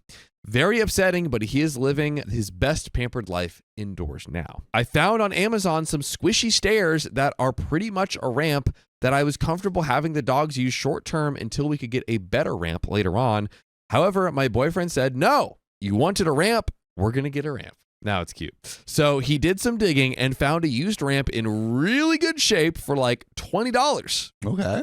Boom. Problem solved. Why didn't we do this from the beginning? I'm sorry. I don't know. He doesn't want to preserve spines. $20 is more important than your dog's freaking spine, apparently. And it is the perfect height. I was either just going to buy a new ramp or the squishy stairs, but he ended up finding that used ramp and surprised me with it later that day. That is cute. I do love that. By the way, I'm going to surprise you with an amazing fact. Oh, surprise me, Johnny. That is, you can listen to over 2,000 episodes, binge to your heart's desire, the best, funniest, and most empathetic stories you can find this side of the Mississippi by just searching OK Storytime on Spotify, Apple, or iHeartRadio app, wherever you listen to your podcast. Go check us out and binge our episodes. Please do. And just know that most of our episodes don't have traumatic stories with dogs and cats. So, Opie says his Frenchie is having the time of his life, having the ramp zoomies, and it's the greatest thing I've ever seen in my life. As for my dachshund, he has not been able to use it yet. We've only done one public meeting with the dog so far, and it went pretty good. Once the dogs get more comfortable with each other, then I'll bring my dachshund to my boyfriend's house, and he'll bring his Frenchie to my house. But for now, we're only doing public meetings with the dogs. Few relevant comments. Does OP have a ramp at her place for her dog and getting one for boyfriends? OP says, I do have one at my house, which is why I was happy to pay for it because it was my dog that needed it originally. And a commenter number 1 says, this was never a boundary because you never enacted any consequences of not meeting the need. Like everyone said, now that it's his need, it's been met. That is not a W. Opie responds, that's definitely clear to me now. I need to be better about setting because it did not go how I wanted to, but I am still learning. I mean, I don't know if all boundaries have to come with a consequence per se. Right? Because I feel like you start by just laying down the boundary. Yeah, and seeing if they're respected. Yeah. I don't think it needs to be like that. I think it gives you information to do something as it well. And it could be like nothing and waiting to see if it's violated again, and like showcasing grace, but then maybe with like maybe then the next boundary you set is like, hey, like if this happens again, like this is what the consequence would be. If you don't buy a ramp, it's over. Question, what kind of infection was the Frenchie having? Opie says has some sort of minor eye infection, a good bit of heartworms, and a pretty bad stomach problems. If he eats the wrong thing, he can't keep his food down, so he's on a strict diet now, and I don't remember exactly what everything was. I wasn't at the appointment with him. Other than that, he's perfectly healthy. Plus, he really is letting his personality shine now. You won't believe how much sass that little body has. Commenter number 2 says, OMG, if he has heartworm, he is not healthy. Treatment is expensive when done correctly. Can be deadly when not done right. Opie says, I misheard him. His Frenchie has hookworms. That is my fault. Commenter number 3 says, he insisted on a dog breed that has expensive medical needs. He is intransigent on getting the dog ramp because it was too expensive when it was something you needed, but immediately went to problem solving mode when it was something he needed for his dog. That is true. Good point. My question is, does this show up in other areas of the relationship? Like, does he only do things for you when he's affected by it? Yeah, maybe just something to just keep an eye on. They close out with, glad he came around, but he's waving a few red flags. Just maybe something to keep an eye on and see if it gets worse. But that's all she wrote. Literally. Story is over. My sister is planning an extravagant wedding, but the family is paying for it? What the heck? What's going on there? So my younger sister, Katie, 28 female, and her partner, Chris, 29 male, are getting married in April in Dubai. She has always wanted an extravagant wedding and is going all out on this, so this wedding is happening over 4 days. By the way, this comes from One Change 4503, and if you want to submit your own stories, go to the r/OK Storytime subreddit. So there are 70 guests, but they want us, me, my husband, and parents to stay in the same hotel along with them and her bridesmaids, which I am maid of honor, and the groomsmen. The hotel is pretty luxe, so with flights, it's costing just over £2,900 Each for all 70 people? each. Oh my God. 2,900, aka 3,900 USD each. Kind of crazy. So Chris, the groom's family, are also staying in the hotel, which includes his parents, 2 brothers, and his nephew. They are well off. I don't know exactly how much they earn combined, but I know Katie is on a £88,000 salary, and she is the lower earner. But about 6 months ago, Chris and Katie came to us and asked to borrow £17,000 more. They stressed it would be a loan paid over time and said the venue had increased the price. Dubai law was different, blah, blah, blah, blah, blah. They had to pay this money or they'd lose the lot. We believed them, and I offered to loan £7,000 and my parents the other £10,000. Long story short, I have since found out through someone else that the £17,000 wasn't for the venue.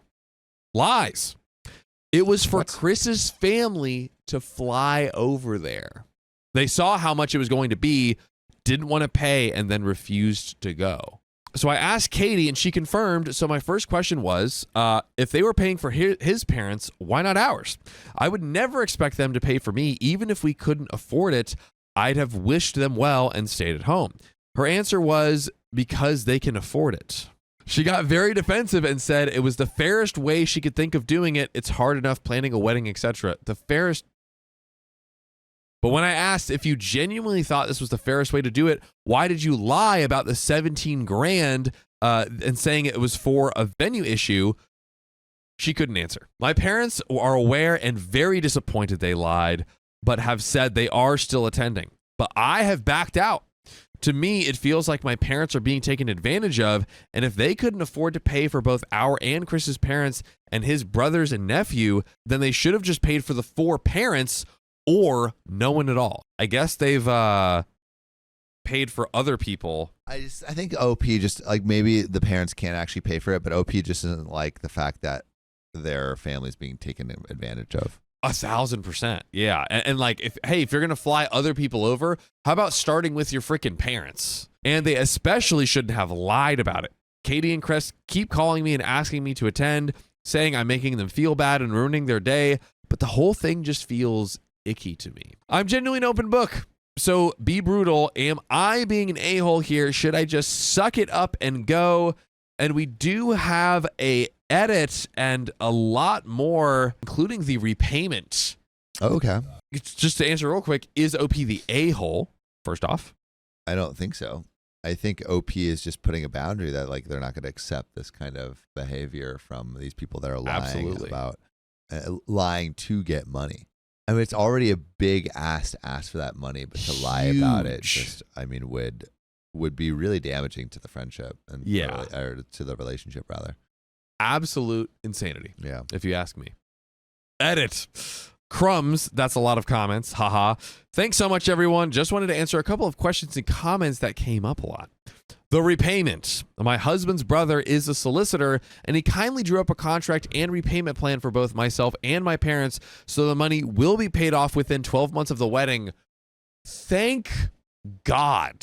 I'm guessing they signed it before, like as they gave it away. If they don't stick to this, I have access to a free solicitor. Haha. I hope it wouldn't come to that, but that's why I have the papers for the worst case scenario. On asking for the 7 grand back, I might be a soft touch, but asking for this back feels like a step too far. Like I'm mad as heck, but not enough to actively try to ruin their wedding a few weeks before, which it feels like right now at least is what they would be doing. But hey, give me a few more days to stew. And now we have edit number 2. Do we think, what do you think about asking for the money back right now? The 7 I think Gs. you are entitled to ask for the money back, but it seems like OP doesn't want to rock the boat too much. And it's like, all right, like, yes, it wasn't used for the venue, but it was used for like kind of, it wasn't like, oh, like I took the 70K and put it all in black. Yeah. Like it wasn't like pulled it away or like I'm buying a Gucci bag. Or front airbags. As we've seen in other stories. Yes, we have. So, thanks again for all the feedback, everyone. Just another quick FYI, a few people have asked about Chris's family or seem to have the impression they're well off. That was me too. I'm obviously not privy to their financial situation, but from the limited amount I do know from what Katie has said, Chris and his family grew up very poor. Okay. So Chris's family is not very wealthy. Okay. Before all this, I'd always thought Chris was a lovely guy, but I had caught him in the odd but harmless white lie. Things like where we went to school, the type of house he grew up in, etc. I got the impression he is embarrassed or resentful of his upbringing, given their lack of money, and this is how he now values his own self-worth by how much money he has. Aha. My guess is when his family said they couldn't go, he panicked and worried people would ask why they weren't there, and he would either have to say they couldn't afford it or he couldn't afford to pay for them. And there lies. So he's trying to save lies. face. He asked for 17 grand as a loan to save the embarrassment, which, again, I don't know why this hasn't been brought up by commenters or anybody. Why not stay at a cheaper hotel? John, because that wouldn't be as cool. And you couldn't flex to your family and be like, yo, look at how how rich I am. And he would either have to say he couldn't afford it or he couldn't afford to pay for them. And look, his past trauma / experience is not for me to judge. But if that were the case, it just makes me more mad that they both didn't plan ahead and talk to friends and family about what they could afford before booking Dubai. Again, different hotels. I'm going to go crazy. If it was such a deal breaker for his family to be there, they all should have factored that cost in of paying for all the parents to attend instead of thrusting $3,000 per person bill at them and expecting them to rock up. But we have an update. I hope we're on to greener pastures with the update and everything gets kind of solved. And it's all beautiful, sunshine, roses. Update. I had a lot of messages at the time of posting asking for an update on what I decided to do, so wanted to check in.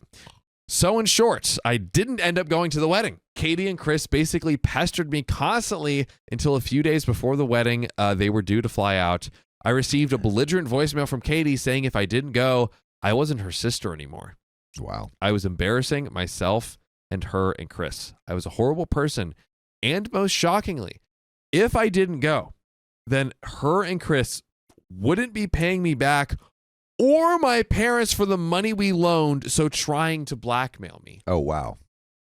Once again, that was $17,000.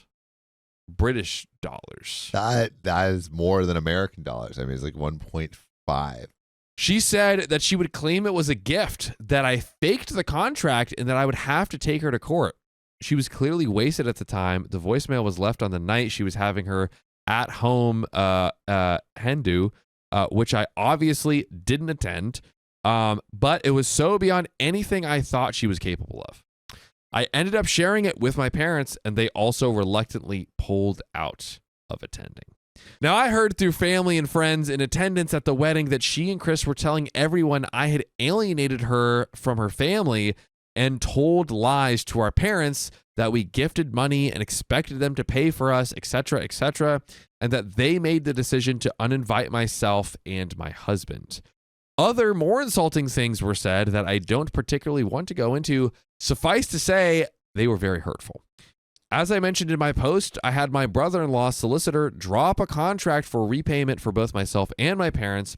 What was supposed to be the first repayment date passed without word from either of them, so brother-in-law picked it up from there. They are going down. His attempts to reach them were ignored, apart from one email from what I think was a fake law firm outlining that the money was gifted, the contract was fraudulent, and to take them to court, basically. In response to that, brother-in-law sent a copy of the voicemail Katie left and a final demand. Yeah, because Katie literally said, hey, I'm going to claim that your thing was a gift, and I'm going to say that like she's literally just completely exposing herself.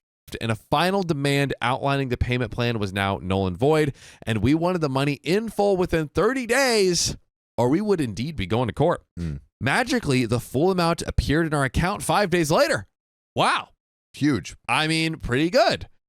You know what else is pretty good? What? Better than $17,000 magically appearing in your account? What?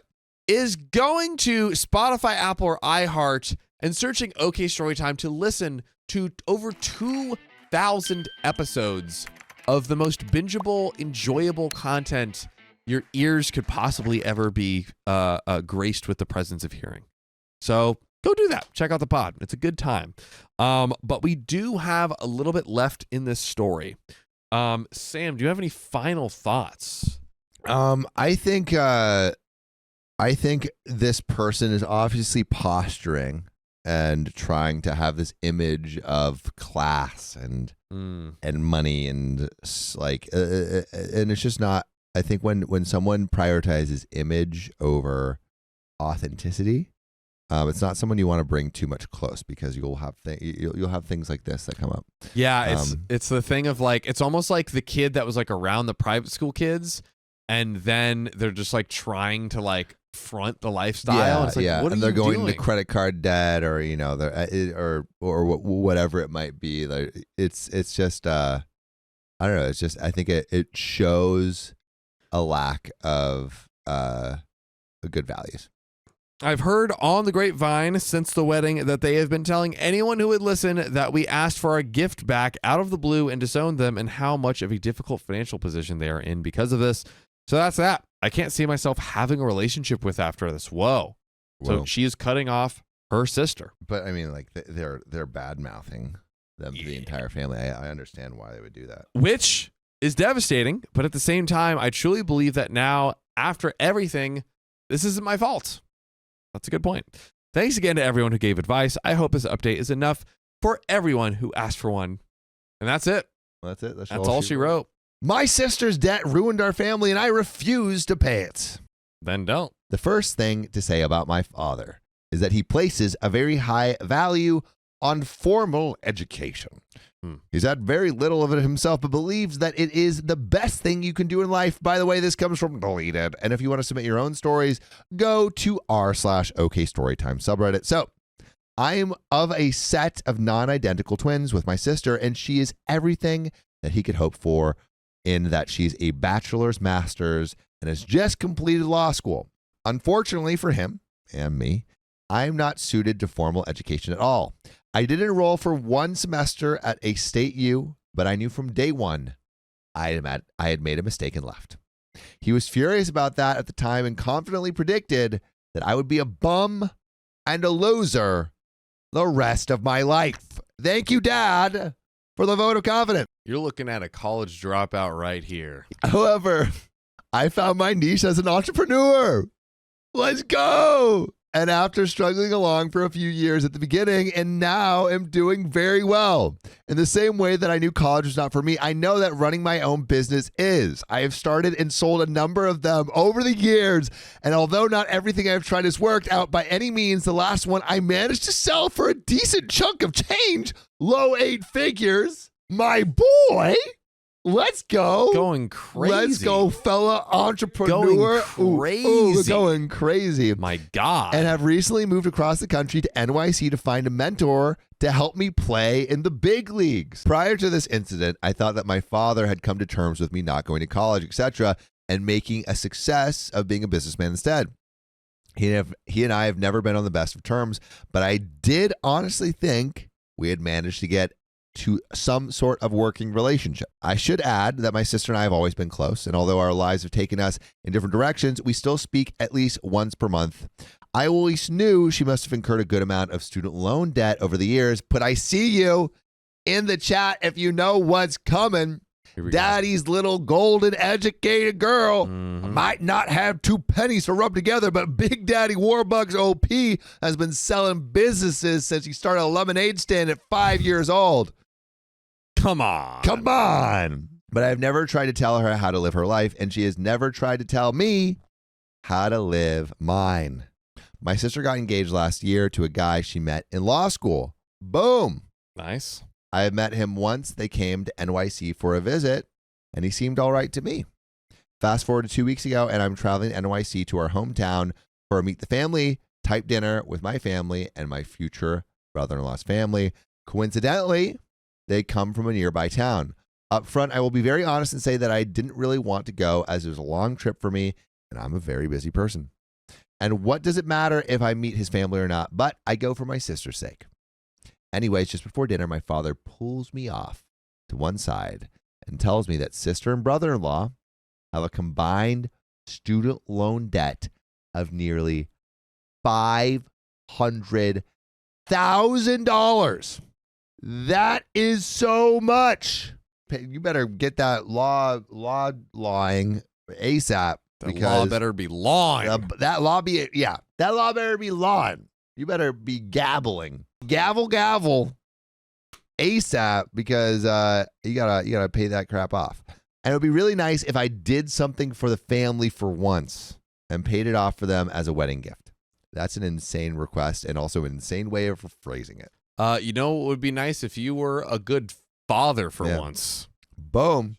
Frankly, I've been expecting him to ask me to contribute to the cost of the wedding, and had already decided that I would just keep my mouth shut and pay up so long it was less than $25,000. But this really shocked me.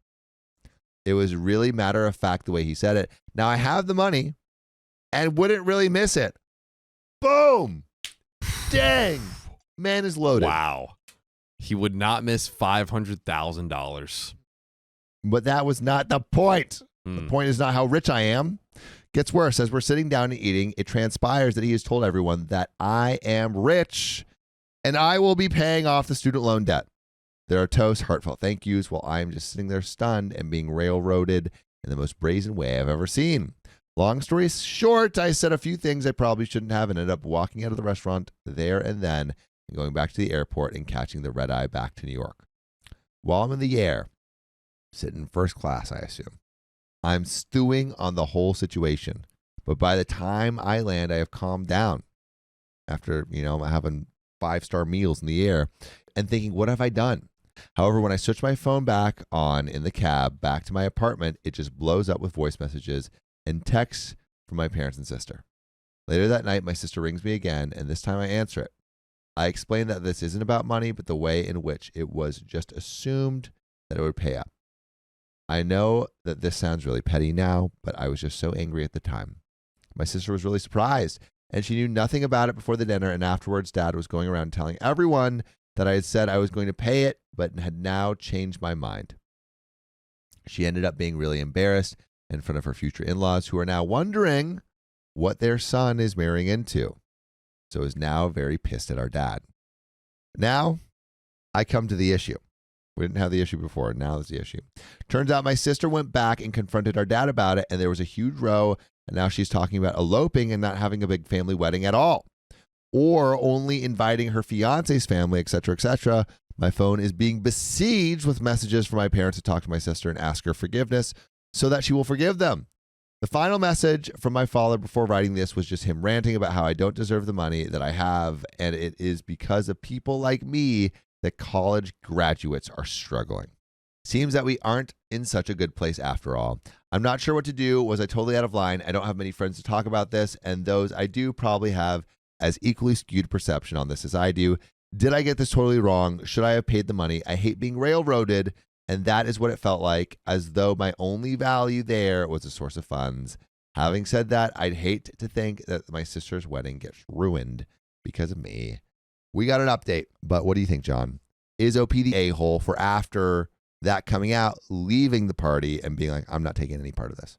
Not at all. I mean, what an insane thing to say in front of everyone. We were like, hey, he's just going to pay this without like getting that confirmation from OP at all. Dad's way out of line. Out of line. I think going low contact with dad makes a ton of sense. Do you think the sister is kind of innocently caught in the crosshairs here? Hey, you know what's always good? Communication. Yeah. So we can go to sister and be like, hey, listen, dad was being crazy, but I want to talk to you. I want to see where your head's at. Like, I don't know. See, because again, OP was like, oh, he had this more direct connection and relationship with the sister, it seems. So maybe reach out to direct and kind of see if you can see eye to eye and see if she's like not in dad land. My thought process is maybe OP, it was terrible what the dad did, and maybe OP did need to cool off and leave, but I feel like maybe doing so in a less public way may have saved the sister's face if she was more blameless in this. That is a good point. She was kind of like collateral damage.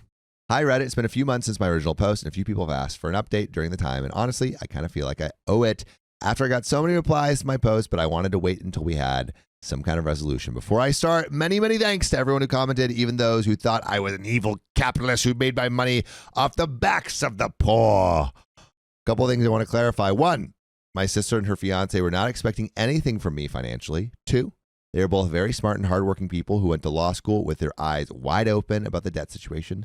I strongly believe they will be absolutely fine.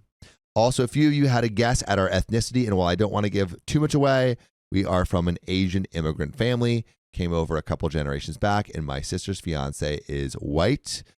Okay, so as much as I enjoyed reading a lot of your replies affirming that what I did was the right thing, a couple people made the connection between my behavior and that of my father's, which made me mad at first, but which began to get under my skin, so much so that I talked to my sister about it. And her response was basically, thank God you finally realized. I actually ended up flying to her city and spending a couple weeks with her and we had several long conversations, which were very eye-opening to me. A couple of the commenters on the original post brought up how I had only met the fiance once, how I didn't want to travel, how I stormed out of the restaurant, etc., etc., etc., and how this suggested that I was pretty selfish / self-absorbed. And it turns out you were right. To her credit, my sister said she had put it down to me being very focused on the business, etc., but she also said she had tried to get me to give her a time that we could get together repeatedly over the past 6 months, to which I didn't really respond, which I don't really remember, but she showed me emails and texts, so I believe her. I'll spare you all the details. There were some tears, but the short version is that I realized how much I had been pushing her away without knowing it and how much it had hurt her. Oh. But we are all good now. Something else happened while I was staying with her. I had a lot of free time. I'm in between businesses as well, so it was the most amount of free time that I had since I left high school. And so while she was at work, I would basically wander around and think. I also got to spend time with her fiance. Reading back my original post, I am ashamed to see that I described him as all right. He is a great guy. He really loves and cares for my sister and shows it in 1,000 different ways each day.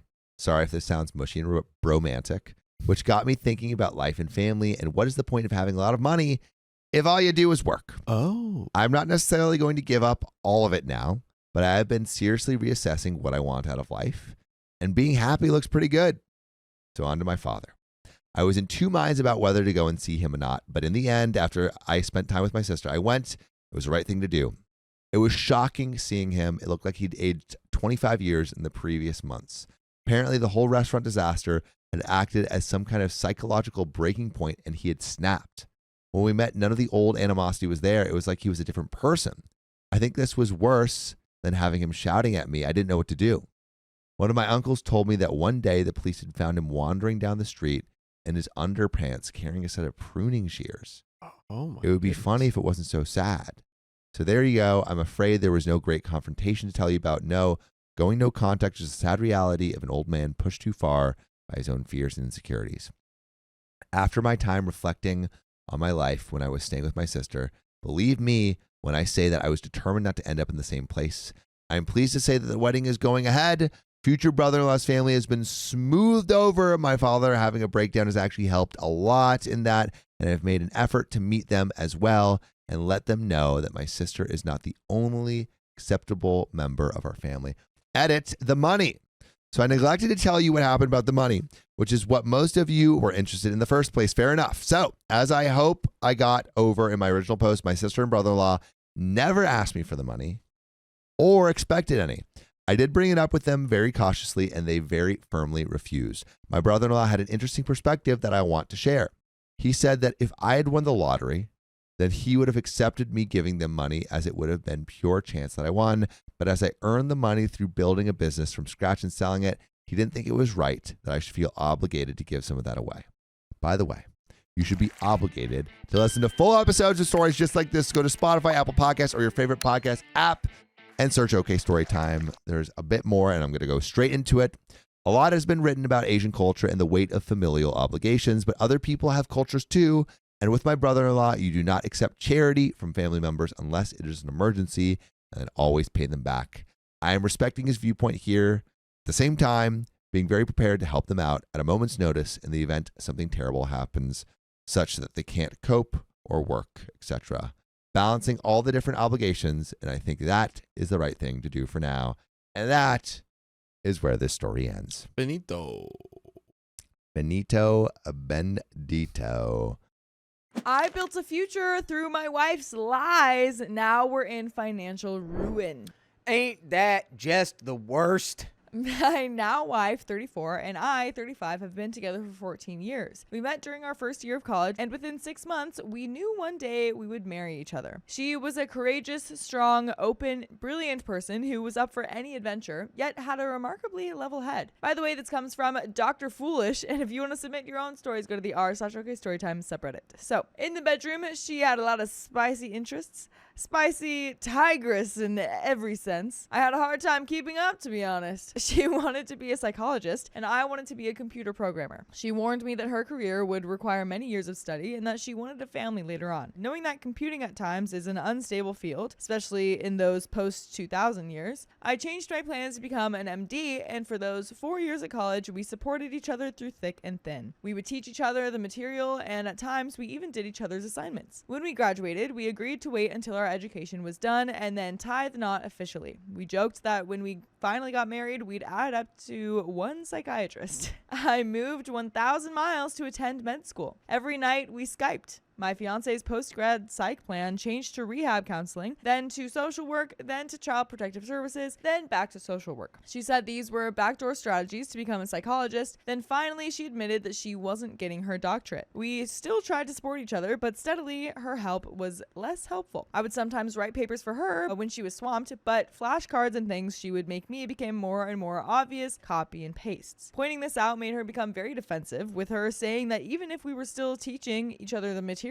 my studies were too advanced. I entered residency and we reunited. I was a newly minted doctor and she was a social worker and an entirely different person. The vibrant girl of my college years had become a withdrawn, fearful, timid, and at times frigid and moody woman. Wow, what happened when you guys separated like that? I was shocked by the change, which had not shown at all in our nightly Skype sessions. She said that her post-college counseling and social work had given her PTSD and had been traumatic. Yikes. Given time, love, and a safe place, she would find her old self, she said. She wanted to change her career to computer programming. She asked me to support her while she retrained. Her one job was to learn programming and either work for someone or start her own company. In my brief time off residency, she would show me the progress she had made and tell me how her new career was going to allow us to have a family that always had access to mom, with homeschooling for the kids and early retirement for me. I trusted her, and the examples she showed me buoyed my hopes. Last year, I bought part ownership at a medical practice, and after 13 long years, we finally married each other. Just before marriage, she completed all the needed comp sci training and started her own company. Our dreams never seemed closer than they did at that moment. That brings us to the present, with more than $1,500,000 in loans needing payment and us getting into our mid-30s. My now wife revealed her whole career change was faked. Whoa, dude. Whoa, these bills ain't fake though. Oh my God. That is an incredibly large amount of debt. My goodness. $1.5 million? Yikes, dude. Oh. Yikes. And only half of you are doing anything. Yeah. Oh. All of the examples of her progress? Tutorials cribbed off the internet with names changed. Classes? Fake. Certificates? Photoshopped. Expensive computers for her company? Server class internet /fanfiction machines. Go back to psychology? No interest there. The courageous, strong, open, schmexy, brilliant girl who was up for any adventure passed away. And the tigress, a scared and angry kitten that hisses hot and cold, safer to leave alone in a passed away bedroom than to play with. That's a crazy, Yeah, I despise the way that you've just described that. That's regardless of whether you're in the right or wrong here. Right. I hate that. That's an insane metaphor. I hate that you've done this. My day is ruined. My gosh. Because what she loved yesterday night becomes the "you made me do that" resentment that she'll carry for the next week. Oh boy, that is a whole thing to unpack in itself. Of course, she wants another chance to prove her love, but what love could there possibly be that rationalizes years of deception like this? I can't even express how damaged I am by this. I gave the best years of my life to support my wife and best friend and build our dreams with her. I dedicated my life to helping the world, and this is the best I am left with. Financially, we're ruined, because at every step, we made our plans with her promises for tomorrow in mind. Wage slavery looms large as the only option to cover the bills. Divorce may be difficult because she's the niece of the majority owner of the medical practice that I've joined, and more importantly, I desperately want to believe that somewhere inside the creature I married, the girl I once knew still lives. The creature you married? Yikes. No, dude, just you leave now. You leave. Gosh, man. You got to leave and probably file Chapter 11 bankruptcy. What is that? It should get rid of your debt, but it's going to eviscerate your credit score. But Gotcha. Yeah. Oh, geez, man. Because, like, the last story we read, it's like, okay, there's a lot of lies here, but you can kind of understand why because of, like, everything that was going on. But in this one, it's like, it's not just that there are lies. Like, even if there's an explanation that maybe can be understood, like, even if that's there, $1.5 million in debt. It's not just her debt necessarily, I think, but, like, that is so much that you have invested in this relationship. And with your family and everything, that is just like... She turned their whole life into a lie. Yeah. Like, by herself. Yeah. With her inaction. Right. That's just... Yikes, man. I'm completely lost, and emotionally, I'm devastated, and there is an update. Let's go! It's been 5 months since I posted to Reddit about the situation with me, 35 male, and my wife, 34 female, and I thought I would give you all an update. First, thank you so much for all the advice you gave. Even advice I personally disagree with provided much needed perspective on my situation. I know a lot of you were bewildered by the circumstances. Going into medicine invokes so many weird financial, personal, and educational situations that most people are blessed to never encounter. To answer some of the more common questions, how did we end up with a debt of $1.5 million? $750K was buying into her uncle's practice. $500K was my cost of undergrad, medical school, and specialty residency. The remaining $250K she brought into the mix. Those numbers are actually at the lower end of the debt young doctors in my field carry. Given my original plan of computer science, I regret every penny and neuron I ever devoted to medicine because I only changed my life goals to make sure that our theoretical future family would never have to depend on a then fickle seeming field. A partner who was committed to our future made that a worthwhile goal. Now, did I cheat educationally? What? Like cheat in school, like cheat on tests and stuff. Oh. I think. Yeah, I know. That took me a second. I was like, what? I don't believe so. In college, we would teach each other the material we were learning so we could support each other. We then were tested as everyone else was. We both tested very well in our respective fields and passed our exams without issue. Never once did I receive a grade for work that I didn't do myself. But you guys did homework for each other, right? I think it was more like together. Okay. Which is a collaborate. You can collaborate. Why not? Yeah. Newsflash. Doctors collaborate with each other. Right. If one doctor doesn't know what they're looking at, they'll go to another doctor and say, hey, do you Right. know what this is? Exactly. That's honestly such a good point. Let people collaborate on homework, man. Yeah. I have learned that she would occasionally turn my work in as her own, though. So I'm an idiot. I'm a misogynist tool blaming her for my problems. I only value her for spicy sleep and income. I honestly don't know where anyone would get that perspective. I do. Ooh, I do. Uh-oh. It's when you did that thing where you described her like a tigress and then a kitten. Yeah, that was weird, man. That was weird. That's where that came from. Yeah, and then where she was like, she would like claim that she regretted everything last night. It's possible that she did, and then she was throwing around accusatory things, but it doesn't sound great. Yeah, there were some eyebrows to be raised at some of the things that you said. Yeah. Anywho, if anything, I thought I was trying to do everything in my ability to support her career and dreams. I thought she was the most wonderful, smart, schmexy person to ever come into my life, and I was looking forward to our life together. A life that needed us to pull our weight as a team for a wonderful future. All for nothing. So how did you not see her change? Didn't you guys visit each other? We visited in person probably for a total of 2 months in the 4 years that I was away from her. Well, nothing seemed off until the very last time I saw her before medical school graduation.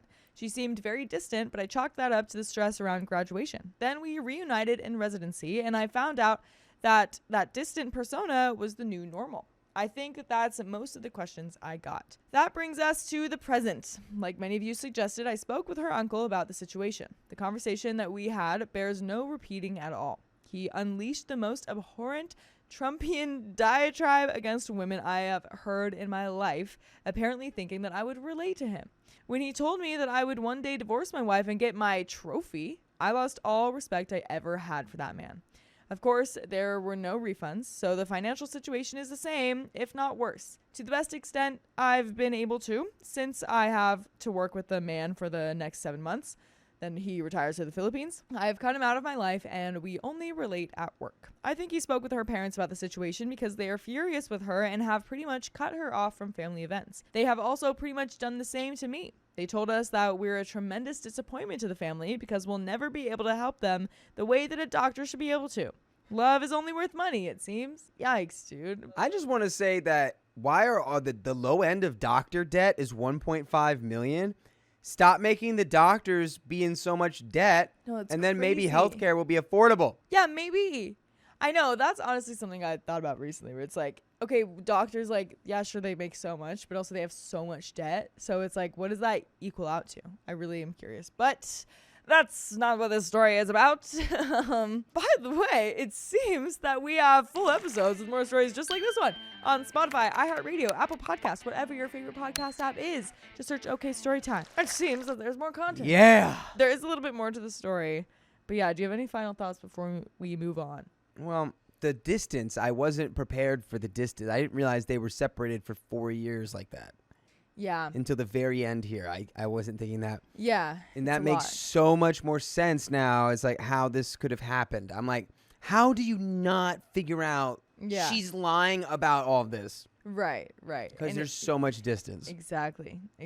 There is a little bit more to the story. I've kept the situation a secret from my parents because my wife has a good relationship with them and she needs a family to talk to. Her parents disowning her messed her up pretty bad. She got an IUD and tells me that she's working to make things right. She still does her secretarial work in the office and I occasionally see her puttering around with her computers when I see her because my days start very early and end very, very late. A few months ago, she started getting upset that I'm ignoring her spicy sleep wants and needs, but I have to work 18 to 20-hour days to have any hope to pay down the debt in a reasonable time with our spending.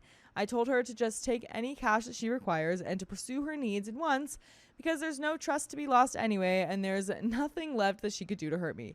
Dang, she hasn't brought it up since. I'm just a robot at this point in life. There's no end to the bills and there's nothing ahead. I do whatever I'm told and I just do whatever has to happen. I pretty much have no feeling towards anything anymore. I guess I've accepted that some lives are just meant to be a warning for others. My health has started declining and honestly, it's been a comfort to know that perhaps I'll wake from these nightmares soon. And that is the end of that story. My mother tried to control my wedding. No more control. To start to even loosely explain my current situation, we have to go back to around September last year, 2024. My fiance, 24, female, and I at the time were looking to get married and had finally found the perfect place for the ceremony, reception, and place to stay for the wedding night. By the way, this comes from Trauma Dump Throwaway. And if you want to submit your own stories, go to the r/OKStorytime subreddit. So the planning was going really smoothly, and everyone on both sides of our family were extremely excited to be involved in the planning and the big day. Then one day, my mother contacted me regarding who the bridesmaids were as well as who my best man was. And I informed her that I would be choosing my brother-in-law, as he was the one to introduce me to my partner and I have known him longer than my fiance. She then asked me to change the best man to my younger brother and for my fiance's bridesmaids to be reorganized so that my two younger sisters could be a part of the bridal party. No. That's not your choice. That's immediate no. Yeah. I gently put the foot down and told her that it was mine and my fiance's day, and she had already chosen her bridesmaids, and that I had unfortunately informed my brother-in-law that I would like him to be my best man. This is when crap hit the fan for the first of many times, and trust me, it gets a lot worse. Oh no. She proceeded to bombard me and my partner with messages saying that she, along with my stepfather, 41 male, and my brother and sisters would not attend the wedding if my brother and sisters were not upfront with me and my soon-to-be wife. Cue me trying to come to some form of compromise to ensure that I can still have my family there to witness me getting married, and finally agreeing to put a pin in it for now. However, explicitly informing my mother and stepfather that my brother and sisters were not going to be my best man / my fiance's bridesmaids. And despite the conversation we had via text, I left it on what I thought was a nice note. The following week after this conversation, myself, my fiancé, my mother-in-law, both 44 female, my twin sisters, both in their early teens at the time, my sister-in-law, 26 female, and my grandmother, 72 female, had booked ourselves into an open evening at the venue we had chosen to view it all done up as if it were prepared for our big day. My mother then turned up 1 hour late to the agreed time to be at the open evening with my sisters and grandmother. After a brief hello and exchanging some pleasantries, my mother addressed the entire group. So are the girls bridesmaids yet? My mother-in-law and partner both had a confused look on their face. So I spoke up for her and said, no. Unfortunately, the bridesmaids have been chosen by her and for her, because there's the bridesmaids, not the mother-in-law's maids. It's not in the name. Exhausting. I'm already exhausted from her. My mother then proceeded to go ape crap in front of the entire staff at the venue and caused a scene, which then set my mother-in-law off who then began arguing back with her, calling her a few choice words and some names for causing this drama. Myself and my partner quickly left afterwards, while it was still going on, to go home and deal with the situation later, as we were exhausted from the embarrassment and how mentally taxing it was to be involved in such a situation. Around 5 hours-ish later from this happening, we both got a bombardment of messages from my mother and stepfather, hating on my mother-in-law, me, and my fiance for planning an ambush, as well as a few violent threats being made to myself and my partner. Well, this is so fun because you guys won't be coming to the wedding anymore. Yeah. You've I'm made this done. so easy. We don't even have... Cut the recorder. Cut the recorders. You We're guys don't just get a not part. going to have you at the wedding. Don't worry. At this point, I was mentally done with the situation and also was done. Oh, look at that. We can all agree. At the time of this all happening, we were living in a property that belonged to an extremely good and longtime friend of my stepfather's. Uh-oh. And because we didn't take my mother's side straight away, my stepfather also said he would have a word with his friend to see if he could punt us out. That seems like it's illegal. I feel like you could prove that's illegal. You could be like, hey, police, they're trying to kick us out because my stepfather doesn't like our wedding choices. They're doing what? Yeah, you heard it here first, police. Well, that's not allowed. We actually need some people for our recorder orchestra. Are you free? So after talking to my mother-in-law and relaying what was said over the phone that night, my mother-in-law, along with my sisters-in-law and brothers-in-law, moved us out the very next day with a few vans to avoid any further conflict or strings attached to my mother and stepfather, effectively making us homeless. Oh, and the both of us sleeping on my mother-in-law's couch. This then somewhat fortunately turned into us staying at my fiance's boss's guest house for 2 months. It's nice that your fiance's boss is cool. All the while, my mother and stepfather were going ape crap at us for leaving my stepfather's friend's property that they threatened to get you kicked out of. So, Yeah, at this point, I say we postpone the wedding. oh, because the housing situation The is housing so, yeah. situation. Get back on your feet. People always seem to like, let's just rush it. Let's just rush it. You don't want to rush it. This is your day. I mean, you might lose all those deposits, which if you're already financially, kind of iffy, you don't want to waste all that money. But I totally understand what you're saying. Like, if you Yeah. truly are in just not the right headspace at all, and you can afford to, or you won't lose all of those deposits, maybe I'll get postpone. most of it back. Yeah. After going no contact for a while we were staying in the guest house and searching for a property that was more suitable for us, we then found out that my fiance was pregnant. So, like an idiot, I wanted to try and maintain some form of relationship with my mother. Like an idiot. And to There's so much ensure going she on. met her first grandchild when they arrived, I informed my mother that we were expecting our first child. Then, for the first time in around 3 months, we managed to put the differences we had aside for my sake and my soon-to-be child's sake. My fiance and I finally found a property and began focusing on the new arrival instead of the wedding. It was canceled until further notice. Honestly makes sense. You're about to have a child. The baby was what broke the camel's back Yeah. there. You're like, oh, right. You're like, okay, That's we don't have a place. Okay, my mom sucks. Oh, we have a baby. Okay. okay. That's it. Okay. Yeah. As far as we knew, anyway. Then for a good while, everything slowly but surely began to get better and was looking like it was before, except my fiance had next to no contact with my mother. My son was finally born this year, happy and healthy, although a bit premature. Once he was born, I was living life in absolute bliss. My partner finally managed to find it within herself to bring herself around to my mother's house with our son, without any pressure from myself, might I add, and without a single apology from my mother and stepfather. If they had apologized, I might be a little bit more inclined to be like, yeah, okay. They're never You're going up, to. you had a kid. You had no apology from them. They have made no attempts to reconcile with you. Why would you want to welcome them back into your life? I don't know Keep why we're them going at back. arm's distance. I Don't feel see like why it's not. that Until an expectation. apology. Yeah, exactly. Until an apology was said or given, Yeah. why would I, especially if they're my parents, why would I want to go back? Yes, I have our son. I'm living my Yeah. life with absolute bliss. Exactly. Why do you want to ruin that? My mother has met my son a grand total of 2 times. The first time was a week after he was born, and the second time was 4 days after that. As of this post, he is nearly 4 months old. Flash forward to his baptism 2 weeks ago.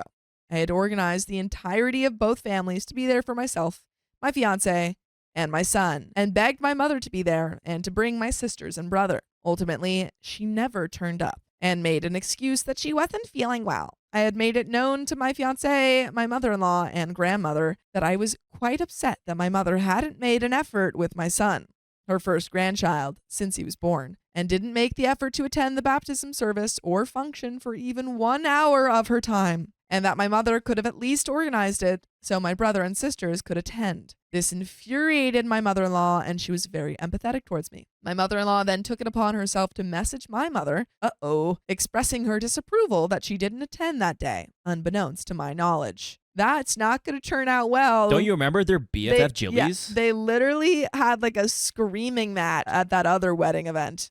So I can't imagine this is going to turn out well. No, this is going to go so well. She'd be like, you're right. You called me out. You're right. You're so I do right. Need I to should be have been there. Better and be there for my son and his child. This then snowballed into a hate campaign being made towards my mother-in-law by my mother, including a bunch of nasty messages being exchanged between both my mother and my mother-in-law. After a week of nasty messages being exchanged periodically between them, mother-in-law messaged my mother asking to come around her house and talk like adults and that there were no physical threats being made towards her.